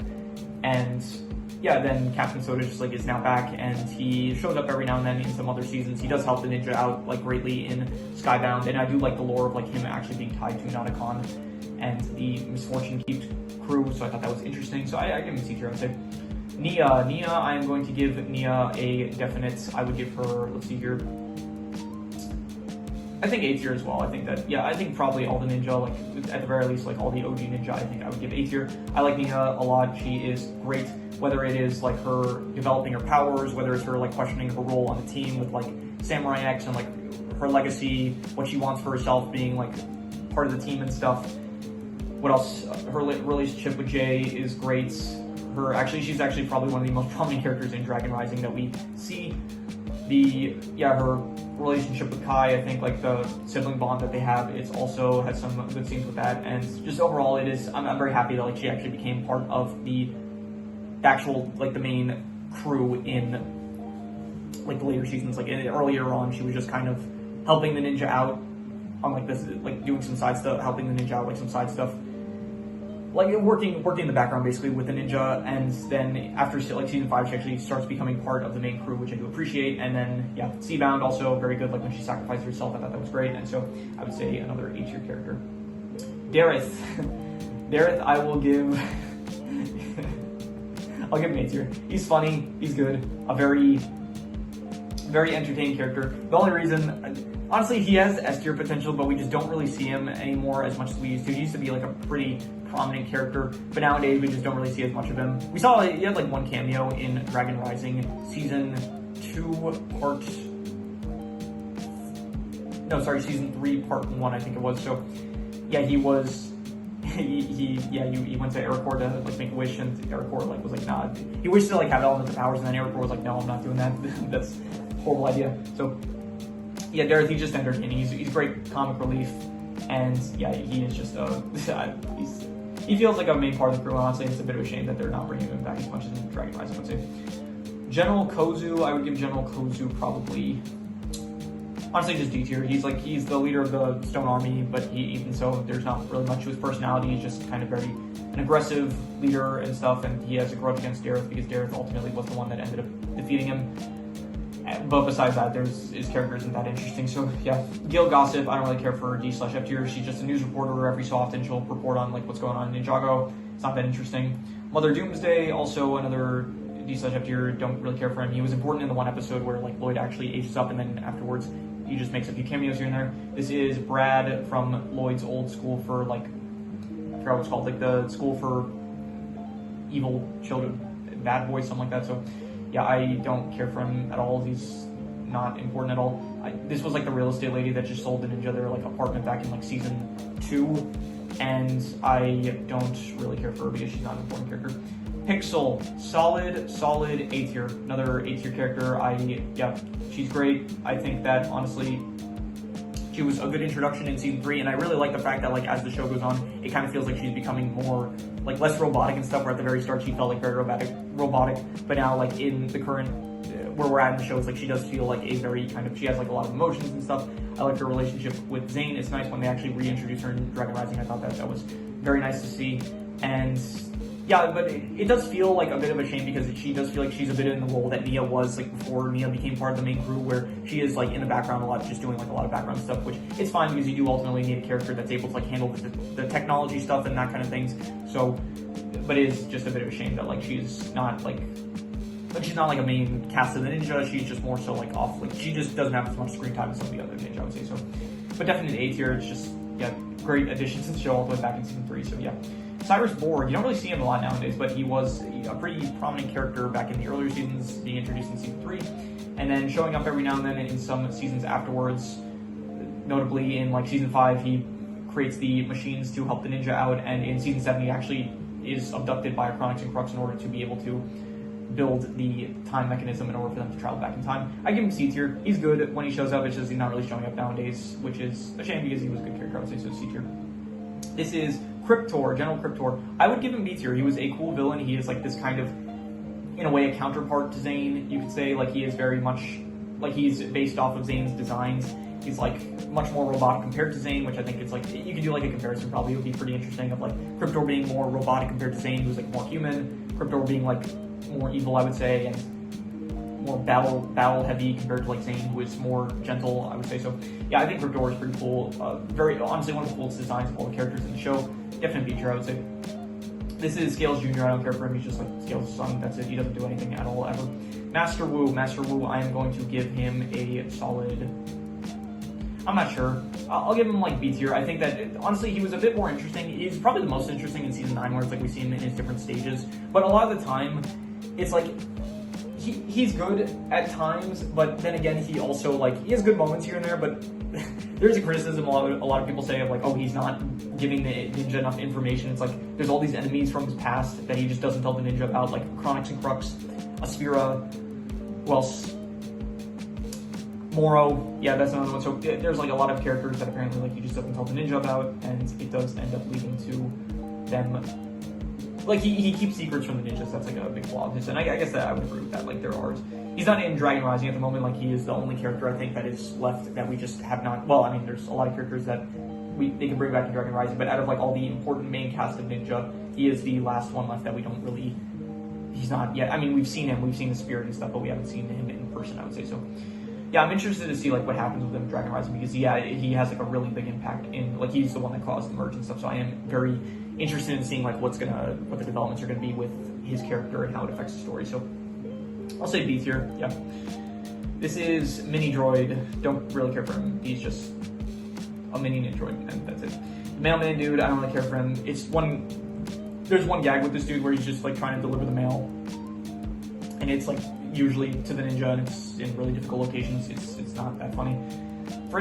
Fritz Donegan, or yeah, it's something Donegan. I think it was Fritz Donegan, if I'm not mistaken. Let me see here. Ninjago, Fritz Donegan. Yeah, and then there's also Fritz, the formling. So I'm wondering if like there's a connection there. Yeah, Fritz Donegan, played by Cliff Gordon. Technically, this is Jay's dad, and I don't. Yeah, I mean, he has this one cameo, and we don't really know anything about this dude except that he is Jay's dad. And yeah, I just slash it because there's not enough information or justification for me to rank him higher. Chen, I'm going to give Chen a solid B tier. I think that he is a very good villain. Yeah, I like him. Very manipulative, very like kind of childish, and very like a manipulative like warmonger. He wants like he thinks like the strongest should rule and stuff. And yeah, he's good. I would say B tier. I don't think like A tier though. And so yeah. No S tiers yet, but I think there will probably be at least one S tier. There is definitely like a character that I'm thinking in mind that I think I will rank S tier, but yeah, Chen I would just give like B tier. I think he was good, and he does get like, once he does turn into an Anachondrite, it is a bit like he's not as good. It just feels like he's kind of like relying on, I mean, he's not solely relying on strength, because he does have like still some good tactics of like tricking the ninja with the whole like spreading them out across Ninjagos and then like attacking, I think, a village. Yeah, I don't know what the play was to just like take over the one village, but anyway, yeah, I give him B tier. I thought that he was a good villain for season 4 and one of the more iconic villains. Honestly, maybe I'm being a bit harsh with just B tier, but that's what I'm feeling. So, Skylar, I am going to give Skylar. I will give her honestly A tier. Honestly, surprisingly, my least favorite season that she's in is season 4, where she's actually introduced. But afterwards, she's like a really nice addition to like I mean, it's a real shame. Like she's a pretty, like, she's a character that like has connections to the ninja, but she doesn't really show up every now and then. It's like I'm pretty sure she's not really in the show until you get to season 8, I think, Sons of Garmadon, or maybe it was I think it was Sons of Garmadon or Hunt. I don't remember, but No, actually it was season 7, because Kai was like conflicted about his parents like possibly working with the Chronix and Crux, so he goes to speak to her. And then she's also in Hunted. She actually plays a decently big role in Hunted, along with the other Elemental Masters. And then she is in Crystallized as well, I think, where she actually like talks with Kai. So I do like her relationship with Kai, but it's like I have no clue what's going on with like the actual like progression of the relationship. Kai even like says like, "Are we gonna take this to the next level?" And then she's like, "Why are you asking me this at this time?" So I am also. Yeah, so she's not back at any point, which is a shame, because her powers are like really cool, and her character herself is also like it's nice when she's in the show, and so I do find it a bit of a shame that she's just like not really. Hopefully she'll return at some point in Dragon Rising. That'll be great to see. There was the whole Tournament of Swordsmen, and she actually wasn't in that, so which was surprising, I guess, because you think she would have been invited, but hopefully that just means that she's off doing something else important. So yeah, I would give her A tier. I think that she is good. Season 4, like she's working for Chen, and that was fine, but I kind of just, I don't know, she was evil in that season. I kind of prefer it when she's an ally of the ninja and not working against them. So yeah, anyway, this is Arcturus. This was the original Anachondrite General. I would give him, I like his lore. I do like the fact that like he's actually pretty deep in the lore, where there is like a whole episode in season 3 Project Arcturus, which I thought like it's pretty interesting that it's like we're finding out about him like already in season 3, where he's not actually a character until we get introduced to him in season 4, where he is the original general of the Anacondrae. And ultimately, he's not like a terrible dude, because he was just being another guy that was being manipulated by Chen in order to go to war with the humans, and so, but he's not like really that prominent enough for me to rank him higher than just D/F tier, I would say. Okay, now we're getting into some of the elemental masters from the Tournament of Elements. I would give Karloff, he was good. I would give him like a solid C tier. Yeah, I liked him. He was good. Fun character that was in season 4, and then he was also in season 7. He actually does make a return in season 7, which was nice to see him there as well. And yeah, he's good. He's like, I enjoy the scenes with him, but he's not too prominent, so I'm not gonna rank him higher. Griffin Turner, I really like his powers. His powers are really cool. The Elemental Master of Speed. He does make a cameo. I think he was also like, people point this out, where he was trapped in the Jin Blade in season 6, but he was good in season 4. He's not really in. He's also in season 9. He is a character in season 9 where he's helping out. I surprisingly don't remember Karloff in season 9, but he probably was there. Yeah, but Turner, I would give him like, he's not prominent enough for me to really give him higher than C tier, so I'm not going to. I'm just going to give him C tier. Gravis, he is very forgetful. He's like not really a character. He's just like another contestant in the Tournament of Elements. If you want to hear my thoughts on like their actual elements, you can check out the elements ranking that I did, and I get more specific into the actual like elemental abilities. So yeah. Mr. Pale, he is just D/F tier. He's not like a very prominent character, I would say. He does make a cameo in the Tournament of the Sources, which is cool, where we actually like do finally get to see his face, which was nice. But besides that, I don't really care for he was in the Tournament of Elements. He was another contestant. He's not really like an actual character or anything like that. So yeah. Okay, good Garmadon. This is like the good version of Garmadon, the non-evil version. So I would give this version of Garmadon, I would give him like C tier. He was nice. He was like a pretty, like, I don't know how to describe him. He was in season 3 and season 4 as well, where season 3, I think he was just like, he took a vow of peace, and he was just like helping out the ninja throughout season 3, and then season 4 he had direct ties to Chen, which I thought was interesting, and then ultimately he does, like, we find out about his whole like deception, where he did end up writing his name on the love letter that Wu wrote to Misako, and so, but he ultimately did like pay for his mistakes, so I thought that was good. And yeah, then so you could probably make the argument that like in the later seasons, when Garmadon is not like corrupted by evil and stuff, like in Crystallized, you can make the argument that maybe this is like the true personality of him. But yeah, I'm considering when he looks in his Oni version, then I'm considering him, even if he's like acting nice, then I'm considering it this version still. So yeah, Garmadon, I would give C tier, I would say. Shade, okay, this is Shade, the Elemental Master of Shadow. I would give him like D/F tier. He was fine. He was meant to be like a red herring for the spy in the Tournament of Elements, and I don't really know why he didn't let them see his back. That was kind of weird. I don't think there was really a justification for it, so I guess that was a bit stupid that he wouldn't have just like showed that he wasn't the spy by showing his back, and that he didn't have the Anacondrae tattoo. So yeah, I don't really care for it. Like, that was the only real significance of his character. After that, it's like he's in the Tournament of Elements, which was fine, and then he shows up also in Hunted to help out the ninja with the rebellion and stuff, so he's alright. Just another kind of like, I'm not gonna say forgetful, he's just like a not very important Tournament of Element contestant, I would say, or Elemental Master, whatever you want to call it. Klaus, I would give Klaus, yeah, D/F tier. I do know that he's like in a comic that I did not read, so maybe he does a bit more in that comic, but he is, yeah, he's fine. He's like in season 4, and he is also in season 5. He does end up releasing Nauticon. But in season 5, just releases Nauticon, and then he gets tricked by Nauticon, that's it. And in season 4, he is the right-hand man of Chen, and he's mostly he's sabotaging like the ninja throughout the tournament, that's basically it. And he does ultimately fight Garmadon, where he accidentally traps himself in the Cursed Realm. And I'm wondering, like, why wouldn't he have, if he just did the spell to get, he lost his book of spells, I guess, so probably, maybe it's a different spell to go, like, it's probably one spell to go from one realm to the Cursed Realm, and then to leave the Cursed Realm, you probably need a different spell for it, so.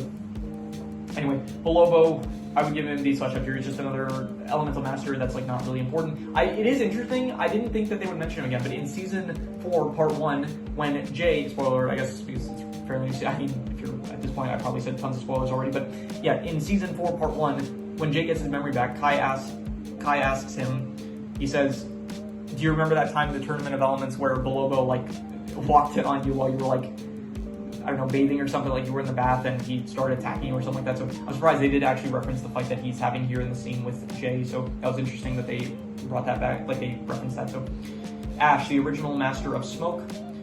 He was, like, the only thing with his character was that he was in the one fight scene with Kai, which it was a good fight scene.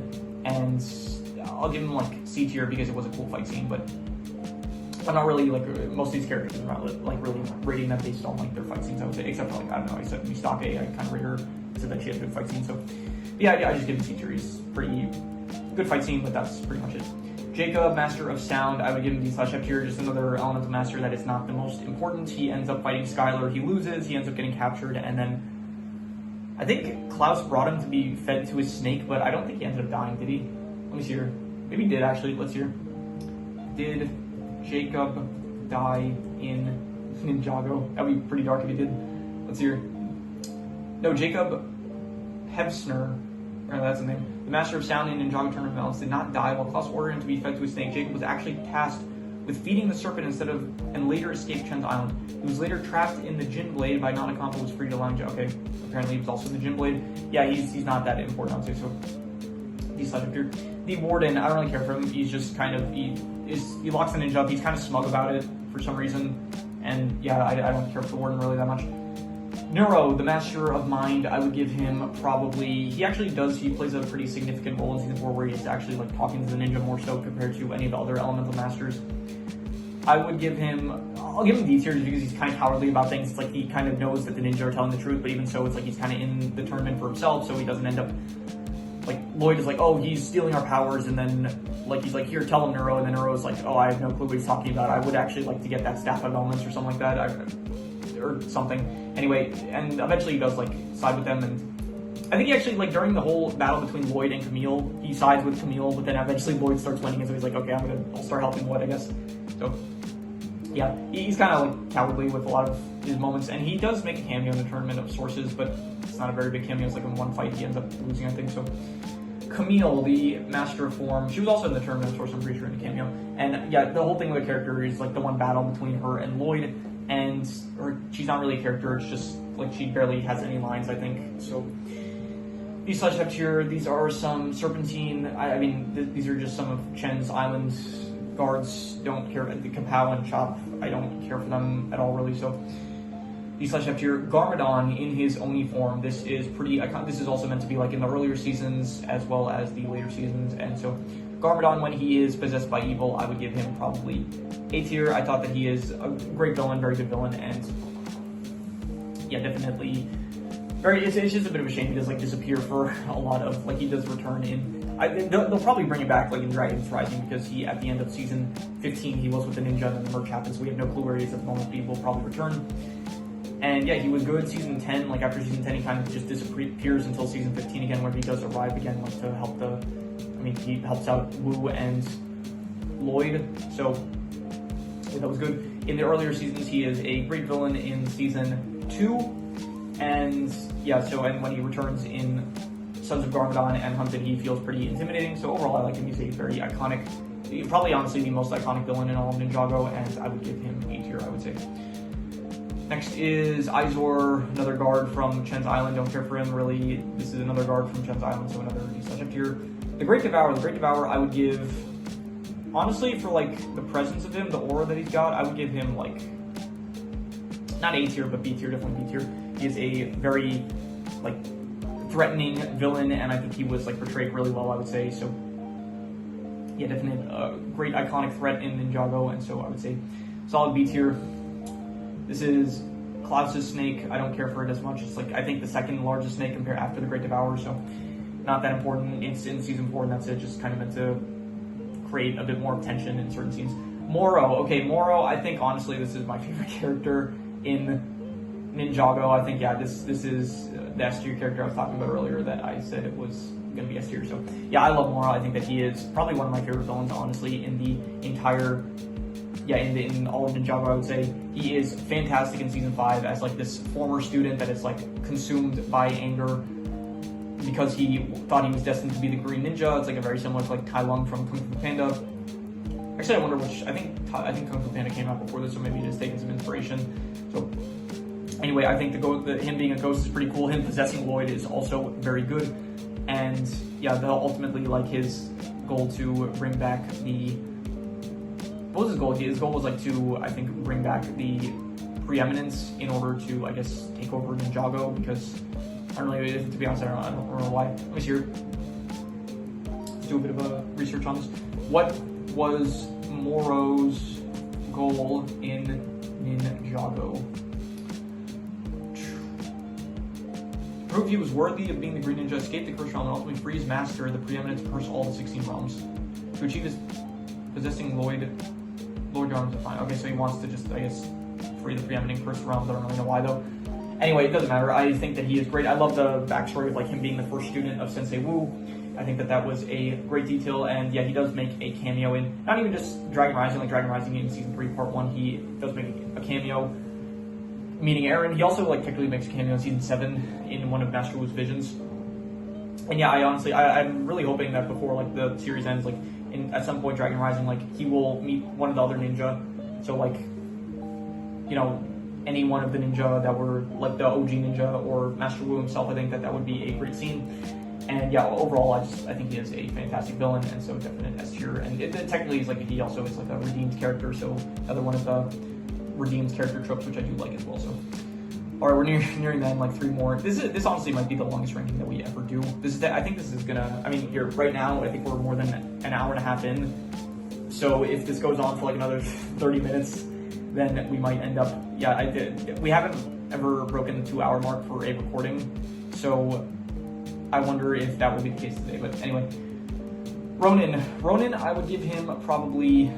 I'm gonna go A tier, but it would have been an S tier probably, but it's just the island really brings it down. I really like this character, where it's like this guy that's like very much opportunistic, willing to work with like bad people for his own benefits, but it was never like him directly being the cause of the ninja's problems. It was more so just like him, I don't know, he was hired by the warden in order to capture the ninja, or he was hired by Chen in order to free Chen or something like that, but he was never like directly like, it was always the case that just someone was paying him in order to like do bad things or something. But in the island, the fact that like he saw an opportunity to scam the keepers in order to steal the, it wasn't to steal the amulet, I think it was just to like trick them into offering all their gold and stuff and all that. So yeah, the fact that just he was behind it, it just kind of like yeah, it's not exactly like out of nowhere for his character to do, but it brings it down for me a bit. But even so, I think that he is a very good character. His introduction in Season 5, I think technically, like, he's introduced in Shadow of Ronin, but I think Shadow of Ronin is not technically canon, so yeah, I think he's great in Season 5. Season 6, he ends up hunting down all the ninja at the very start, which just shows how OP he is. And then Season 7, he is also in Season 7 for a bit. And then after that, I think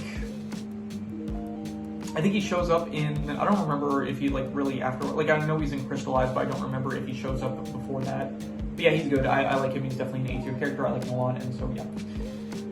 Okay, now we have some of the ghosts from Possession. Okay, Soul Archer, I don't really care for him too much, or Banshee, I think her name is, or Basha, I don't remember. This is the first ghost the ninja end up fighting. Actually, I'll rate this ghost higher. I specifically like him because I did like him as like the introduction to the ninja for the ghosts. So I'll give him C tier, I'll say.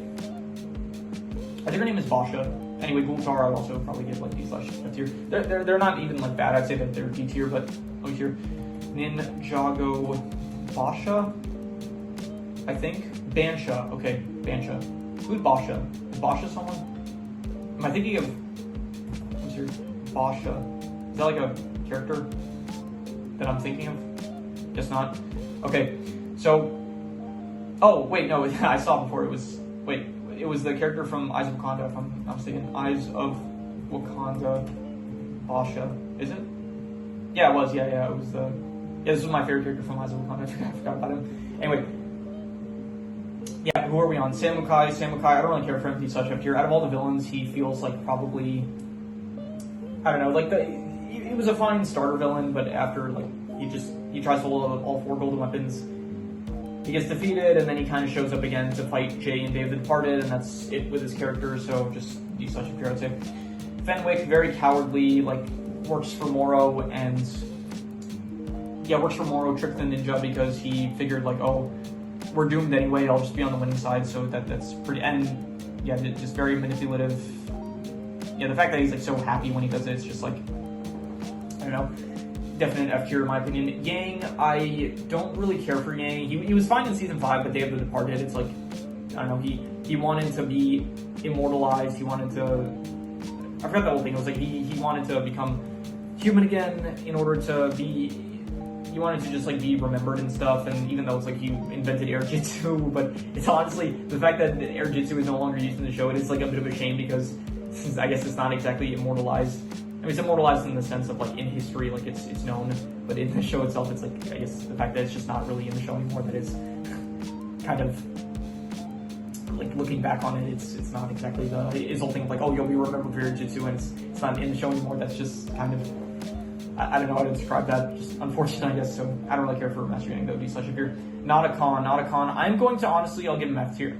Not F tier, sorry, S tier. Yes, I think that he is probably, besides Moro, he is my other favorite villain in the series. I think that he is great. Solid villain, very manipulative like Chen, but Chen was like goofy manipulative, whereas Nanakon is like smart manipulative. And yeah, I think that he feels threatening when he says like it will never be enough, in reference to Flintlock asking like if they need to capture all the ninja. Yeah, it was just like he's a very good villain. I like the voice actor for the character, and definitely, yeah, the villain of my favorite season, and so definite S tier, I would say. Flintlock, I would give Flintlock like, I don't know about A tier, but I'd give him, fine, I'll give him A tier. I did actually really like his character. I think that it was, yeah, very good, very solid character, I would say. And yeah, I'm getting tired. It's like 1 o'clock in the morning. I started this at I think 10, and I had to do the whole intermission because it was like taking so long. And if the recording ends up stopping, I might have to do another intermission. But yeah, he was a first mate of Nauticom. But then Jay was kind of telling him like, hey, when he gets infinite wishes, like he's not going to need you anymore. So he starts like doubting himself, and so it's like he like tells Jay that he'll like, okay, he believes him, but then he like kind of, that was just him messing with Jay. But then realistically, he is a bit concerned that like Nauticom might end up betraying him and the rest of the crew. So yeah, I think that he is definite A tier. I thought that the voice actor did, again, a lot of the voice actors in the show like do a great job. So Doubloon and the rest of the Misfortunes Keep. Doubloon, I would say C tier. He was cool. I like the backstory for him in the Misfortune Keep, the mini-series. I like the fact that he can do Spinjitzu. Other than that, nothing much, so just C tier. Dogshank, I will give her also probably C tier. She was also another just good character of the Misfortunes Keep. Clancy, I'll give another C tier. I'll say he was good. The moments with him, yeah, where he finally stands up to Nauticon, I thought that was good. Squiffy and Bucko, I don't care for them. It's weird with them because I'm not even sure like what their backstory is, because in season 6 itself, we do get like these two characters that are introduced, these like businessmen that want to be part of Nauticon's crew, and then Nauticon in the moment is like, okay, you'll be Squiffy and you'll be Bucko. But then in that we have like, there's a whole short like in the Misfortunes Keep miniseries where we are introduced to them as like they were already like kind of these troublemakers and stuff, and then they ended up joining Misfortunes Keep. So I'm not exactly sure what the backstory of them is canonically supposed to be. So Monkey Wrench, I would give Monkey Wrench just D/F tier. I like his backstory as well, but the character in the actual show is not as interesting as like the other characters, which just have more screen time, it feels like, compared to like these guys actually fight, and Clancy is like a bit more important than Monkey Wrench, where I don't even think Monkey Wrench is actually fighting in season 6. So yeah, this is Krunka or Knuckle. This is, okay, I'll just group them together because I think they're both good. They make cameos in Dragon Rising in season 3 part 2, but what is their name? Let me see. Ninjago, Krunka and Knuckle. Yeah, Krunka and Knuckle. Yeah, this is them in Dragon Rising. Very, very nice to see them return, and they're good. They're very fun. Honestly, I'm not gonna give them S tier, but they're just, yeah, they're honestly some of the funniest characters in the show, and it's a shame that they were only in like the earlier seasons, but honestly, looking back, it's very nostalgic, like the episodes that they steal the golden weapons, and because they're not able to control them, they just bring it back. And yeah, honestly, that is just great comedy there. So I'd give them A tier. They're fun. They're very funny, I would say. Okay, now Crux and Acronix. I would say that I like both of them, but I think I like Crux. No, sorry, I like Acronix a bit more. I think Crux is probably, I'm gonna go B tier. good threatening, like they're the elemental masters of time, but I think that Acronix is, first of all, I don't, the biggest problem with them is their motivation. I think that the motivation of just like, oh, wanting to go back to before there was technology, it's not that lame. They could have probably just stuck with the whole, we have the strongest element, so we should be in control. If they did something with that, I think it would have been better, but the actual, here, I think Crux is the one that more so has the issue with technology, and Acronix has like a bit more fight scenes, like the actual fight scene against Acronix and Wu I thought was very good, as well as like him against the ninja. I wish it was kind of longer, honestly. Just him using the fast forward blade against the ninja, it was very cool. And yeah, so I love their suits, honestly. They're like, the actual outfits of them are some of the coolest in the entire show. Especially the mask. The mask, I think this is just like a really cool design for like a villain on the elemental master of time, of like an enemy elemental master of time. Like, you couldn't have asked for something better, I feel like. So definitely really cool. And yeah, I like Acronix a bit more. He's also a bit funnier with like his whole like, this is him seeing electronics for the first time in like ever, basically, and Crux is kind of annoyed by it, but Acronix, he is like infatuated with it, and so it's kind of weird like that he's so willing to go along with Crux's plan to get rid of it. So, but anyway, I would still say that Acronix is A tier, Crux I would give B tier. Okay, this is Machia, Commander Machia. I would give her probably, I think I'd give all three Vermilion generals C tier. I think that they were all fine. None of them were necessarily great, but they all had their moments here and there, and so I'm just going to give them all C tier, I would say. It was Machia, Ragmonk, and Blanca, I think. Too tired to fact check. Okay, next is the Iron Doom. The Iron Doom from, yeah, Hands of Time as well. I'm concluding this as a character. It's like piloted by a bunch of Vermilion. I'm going to give it C tier just for like the purposes of it in the plot. Like the plot, it does help Acronix and Crux time travel, and yeah, so it was also like a pretty threatening sight for the Elemental Masters, which I thought was pretty good. And yeah, I just give it like C tier. It was fine. It wasn't like great or anything, but yeah. Ray and Maya, I would give them probably, I don't really care for them in Hands of Time, but I did actually think that Maya was, I thought they were decent in Seabound, where they do actually return, where Ray and Kai, they just bond over playing video games, and Maya, she goes along with Nia, and they kind of argue about stuff. So yeah, I'd give them C tier for like their role in Seabound. This is, I think, this is Jay's mom, and I would give her, I guess, actually wait, is this even technically, no, yeah, it is Jay's mom. I'm a bit confused on the timeline, because I think she was around at the same time that, wait, first of all, I give her like the setup tier. She's like not that important. She's just like Jay's mom, and apparently she was the previous Elemental Master of Lightning, and she's just not that prominent, so I'm not rating her higher. So it's weird, because I'm pretty sure Wu and Garmadon, they age differently. Like, they're hundreds of years old. But I don't get it, because like the first Serpentine War happens, and then you have the Elemental, I did like apparently, so the Elemental Master of Earth, it was Lily's father. So he was in the Great Serpentine War. But then the Great Serpentine War ends, and then like almost immediately after, I don't think like that much time passed, but then that's when Acronix and Crux decide, you know what, our element is the strongest, we're going to take over and stuff. So at that point, that means that she was around, here, Jay's mother was the Elemental Master of Lightning at around the same time that Cole's grandfather was the Elemental Master of Earth. So that makes it a bit confusing, because, so that means that, like, I'm not sure how is it the case that then, like, I hope this is coming across, like, why I'm confused about this. Jay's mother was the Elemental Master of Lightning at the same time that Cole's grandfather was the Elemental Master of Earth. That would mean that shouldn't Jay technically be the same age as Lily, Cole's mother? So I guess it would make, okay, unless here, Lily was probably born at this time, like, okay, let's assume that, like, I guess Lily was like a teenager, because Cole's grandfather, he looked like decently old, I guess. So I guess Lily would have been about a teenager at the time, and I guess she like grows up a bit, and then eventually the whole stuff with like Master of the Mountain happens with her fighting the Skull Sorcerer and Griefbringer and stuff. And then eventually, yeah, at the time also Jay would have been born, and then Cole would have been born also around the same time. So I guess that would make the timeline work. But anyway, so yeah, this is, I think his name was like Albicus. I forgot his name. Yeah, I don't remember his name. Let me see here. Great, now the tabs are loading. Previous Elemental Master of Ice. Let's see here. His name is, let's see here. Wow, I think in like 5 minutes this is about to become the longest recording that I've ever done. So, it's interesting, I guess. New record. I guess it makes sense. I was thinking about this, like technically Ninjago being like the longest show that I think I've reviewed so far in terms of like how much reviews I actually got out for it. Just Ninjago, like the nature of it. For most shows, even if they're long, if they finish, like Peaky Blinders, the only rankings I had for it was like basically just the character. Actually, I was making a point about how Ninjago has like a lot of tier lists I can do for it, but I think I was more so trying to refer to like the fact that this is the longest tier list so far. Ninjago's been going on for a while, so it makes sense that there's a lot of characters and stuff, and also like Ninjago here, Hibernus, that was his name by the way. So, and the fact that Ninjago has so many aspects to it that you can rank like the intros, the characters, the powers, the elements, the weapons, the suits and stuff. There's like a lot of stuff to rank about Ninjago, so that's why like I'm doing so many tiers for it, and because it's been going on so long, that's why there's so many characters, and this is like the longest tier list that I think we're doing so far. Anyway, Hibernus, I would give him D/F tier. We just again another previous Elements Master that we just don't know a lot about.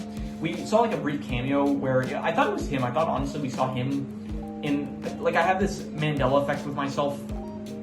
Well, I guess it's not Mandela effect then, but I'm misremembering because I thought that there was actually an episode where we see him in a flashback where he ends up meeting Julian.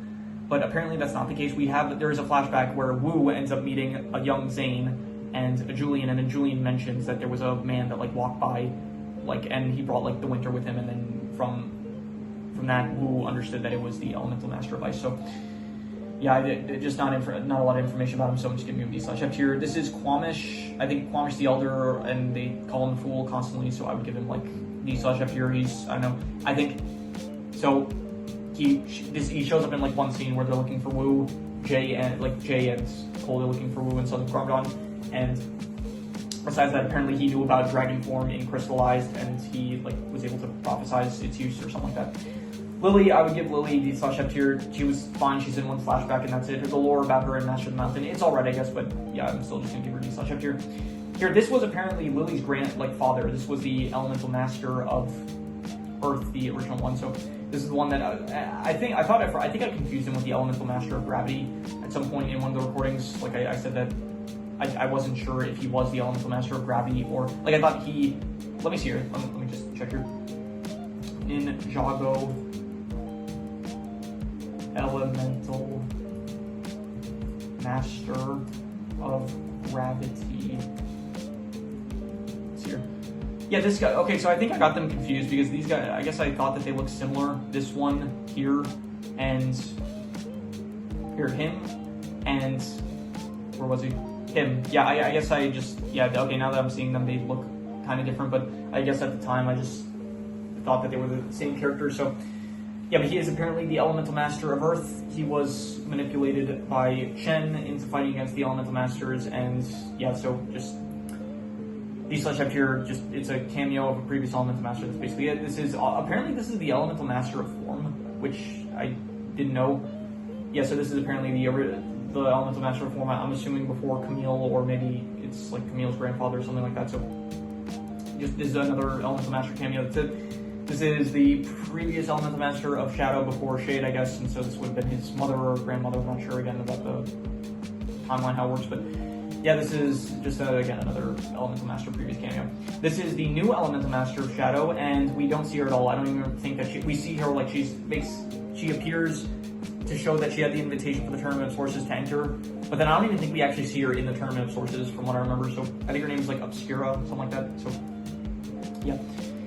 Okay, a few more left. Harumi, I would give her honestly like D/F tier. I think that she is just like constantly making the wrong decisions, which is really stupid. It's like her whole motive is, oh, the Great Devourer caused her parents to die. Who does she blame? Oh, let's blame the ninja. Like, why would you blame the ninja? It's like she's like, oh, Garbodon saved the day. The ninja couldn't save it. Like, what? They weren't perfect. They didn't save the day. Like, what? What's the justification? Like, oh, the ninja, they were supposed to save the day, they didn't save the day, therefore I'm going to get revenge on the ninja by creating a monster that's even worse than the Great Devourer. I'm trying to even come up with like a justification. This is like saying like, oh, the fire department didn't come in time to save my house from burning down, therefore my house burned down. So as revenge, I'm going to commit arson on not just like the fire department, but all the houses surrounding the fire department as revenge. Like, what? Are you serious? Like that is not at all good logic. And so, yeah, she realizes like apparently the error of her ways, and then crystallized, she returns, but she's still on the wrong side. She's working for the Overlord now, and I don't even remember why she was working for the Overlord, to be honest. I think, what was it even? I think the Overlord was like, oh, what? Here, she didn't want conflict or something like that, and the Overlord was like, it's fine, work for me, and there will be peace in the darkness. It's like, are you serious? Like, you think that this is a good idea? So, I think technically he did, like, revive her, so I guess, like, she didn't really have a choice in a way, because I'm assuming she probably would have, like, just died if he didn't revive her or something like that. So, anyway, okay, these are the different stages of Wu when he is in Hunted. I would give Teenage Wu, I would give him probably, I go B tier. I think he was good. Yeah, interesting to see Wu, again, like, all the stages of Wu, it's, like, interesting to see Wu, this character that we've known for so long, in, like, a different state. I think I accidentally moved someone by accident. Who did I move by accident? I think I accidentally moved Ronan. I think, yeah, Ronan is supposed to be in the interior. Yeah, so Wu, it's, like, interesting seeing, like, a different stage of his life, and I would say that probably about all the characters. I think probably the child one I like a bit less. I would give him probably, like, a B tier, and yeah, so the child one, C tier, I'd give, like, this child one. And then the baby one, I would actually give a bit higher. The baby one, I think that the baby, it's, like, I'd give him, like, also B tier, because he is basically the complete opposite of the Wu that we know. So it's, like, interesting to see, like, this Wu is the same, like, this child here grows up to be this, like, old man here. So I think that is, like, a very funny contrast. So, yeah, I'd give him B tier. Okay, last three, Kai. Yeah, Kai, I would give him probably, honestly, I have to give him B tier. I think out of all the ninja, he's good, but it feels like he was really important. He felt like, honestly, the main character of the earlier seasons, but ever since, I would say, like, Secrets of Forbidden Spinjitzu, and even that one, the whole thing with his character was that, like, his powers got stolen. Ever since, like, it feels like he's not doing anything anymore. Like, in Dragon Rising, I don't remember any, like, plot point yet. He has, like, some good moments, though. He's still, like, a good character. I still like him in, like, when he returns from the Never Space, I think, or the Nether Space, whatever it was called. He does, like, have a good moment where he fights against Noct. But besides that, like, it feels like he's here and there and stuff in Dragon Rising. Like, he's still, like, it feels like he has nothing going on with him anymore, which is a shame, because he was a very good character in the earlier seasons. So, like, in season 4, I thought he was good there. The original seasons where he's actually, like, the first ninja. You know what? Fine. I am also a bit forgetting, like, the earlier seasons. I guess I'll be very generous with him, here. But out of all the ninjas, it feels like him at this point. He feels like he's fallen the most from, like, being this really good character from the earlier seasons, and it feels like now it's like they have nothing left to do with this character. Where it's like Dragon Rising, you have interesting stuff going on with Jay. Zane's also kind of being shafted, but even so, like, Zane, he feels a bit more consistent with, like, the usage of his character. Like, and I don't know, he played a big role in Dice chapter, which was more recent than the Fire chapter, I guess. Cole, he had Master of the Mountain not too long ago, I guess, and he also, like, has his own thing. I don't know, just how it feels like for how it impact, like, for how much of a main character he felt like in the earlier seasons. He feels like he just has so much less screen time. It's like they have nothing really for him to do anymore, which is just a shame. So I'll give him A tier, but I don't know, it feels like he needs more stuff to do these days in Dragon Rising. This is the evil version of Lloyd that Lloyd ends up fighting in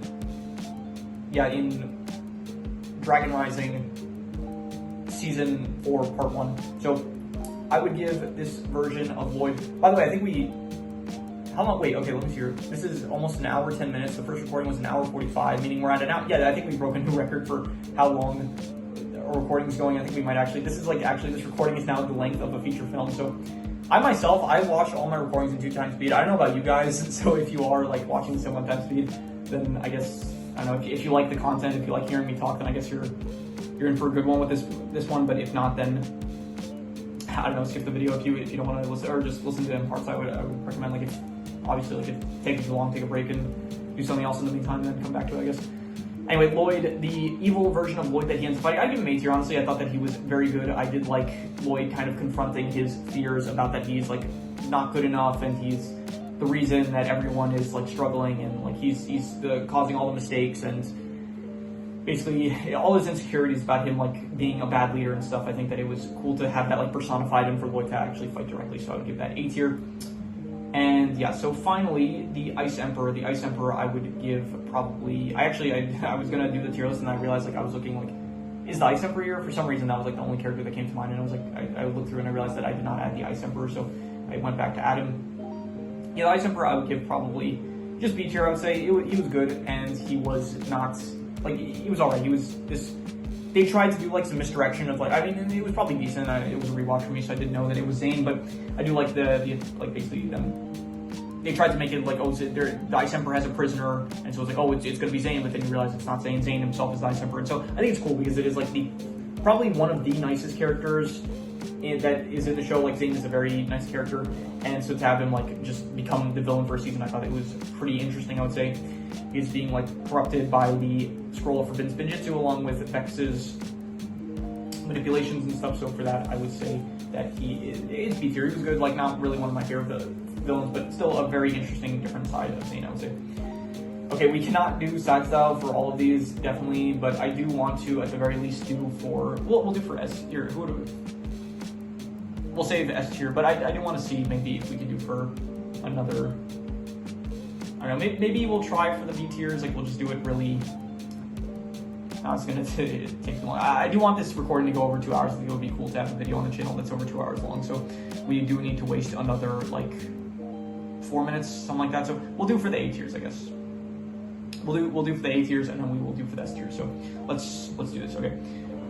Actually, we'll just do the S tiers now. I'll say probably my favorite character is Moro. I think Moro is probably my favorite character, and Notakon is my second favorite, I would say. And yeah, we'll do for the A tiers though. Who is my least favorite out of these? I will say probably. I'll say probably Dareth, and then Skylar. Then we'll go, yeah, then Krunka, Knuckle, I guess. I don't know which is which, but I think this is Krunka, and this is when I was taking a look. Actually, I'll check here. Ninjago, Krunka. Okay, it's not gonna load. I just realized I have to now, after that, I'm not gonna do it today, but I still have one more recording, which is going to be the power ranking, which hopefully that won't take as long, because like this I'm like kind of justifying. I'm like trying to say like a bit about each character that I'm ranking, but at the very least the power one, it should be like, okay, this character's weak, this character's weak, this character, I'll like justify like, I'll say like, oh, a civilian, and so it should go by faster, and then the characters that actually have like a bit more power, I'll explain like why. So hopefully that one will actually go by faster. Yeah, Krunka is this one, I would say. So Krunka, Knuckle, yeah. Then I will go with Lloyd's Doubts. Then we will go with, I'll say, not the Overlord, I'd say, I think I'm gonna go with them probably. Plunder, Okino, Young Lloyd, probably Kai then after. Then I think probably the Overlord in this form. Then probably Roz. Then Flintlock. Then we'll go with, I would say, I think Kalmar then next, yeah. Okay, then this final row here. Let's say, okay, who is the worst out of all these? I think probably, I think I'll go Pixel. She has like limited amount of screen time, I'll say. Then we'll go with Ronin. And then we'll say, I'm not sure, we'll say Acronix then, I think. And then Overlord. And what do we have? 1, 2, 3, 4, 5, 6, 7. Okay, 7 left. And I will say probably we'll go with Lloyd. Then Zane. Wildfire. Nia. Cole. Garmadon, and Jay. I think Jay is ultimately my favorite character from the A tiers. I think he's probably my favorite ninja. And yeah, he is my favorite, I guess. Well, I mean, if you count Moro as a ninja, then Moro would be my favorite ninja. But yeah, anyway, so yeah, that is, okay, I'll just do a quick scroll of all the characters. Yeah, I think this is probably my longest tier list I've done so far, and I think at this point, I'm pretty sure it has gone above 2 hours, I'm pretty sure, because the first recording, I think it was about 45 minutes, but it might have actually ended a bit earlier than 45 minutes, but this one, at this point, we have hit the, I think, the hour. This recording is going on now, exactly now, it's going on an hour 15 minutes, so I'm not exactly sure how long the first recording was, but maybe I should just talk for like an extra minute just to, I mean, I'll do that, I'll do the, I don't know, let me waste like 30 seconds and then I'll do the outro, which will be a bit, but anyway, yeah, so this was the longest tier list that I have done. I started at around like 10, and I did take like an intermission in the middle because what I do, it was because, yeah, the recording just stopped already, like for my phone and my computer, so. But yeah, so the next recording is going to be the power one, and it's basically just going to be the exact same thing, but it's going to be based on power. So I think it should probably go by a bit faster because a lot of the characters I will just probably say like, oh, this character's weak, this character's weak. It's like they're not capable of fighting a lot of them, and so I might actually maybe I will end up just taking the, yeah, you know what I'll probably do? I'll probably just like take the file that I have, like I collect all the images for the characters, and then I will just end up like deleting some of them, and so I will just like, I'll take only the fighters, and so I'll just ignore all the characters that are like not fighters, I'll take them out, so I think that's what I'll probably end up doing. But yeah, anyway, that is pretty much all there is to it. So if you have any recommendations, any shows, movies, video game stories, anime, manga, web series, anything that you want me to review or rank or compare rankings, it does not have to be video related, it can be anything, leave it in the comments and I will maybe possibly check it out. With that said, that is pretty much all there is to it, so let's leave it at that.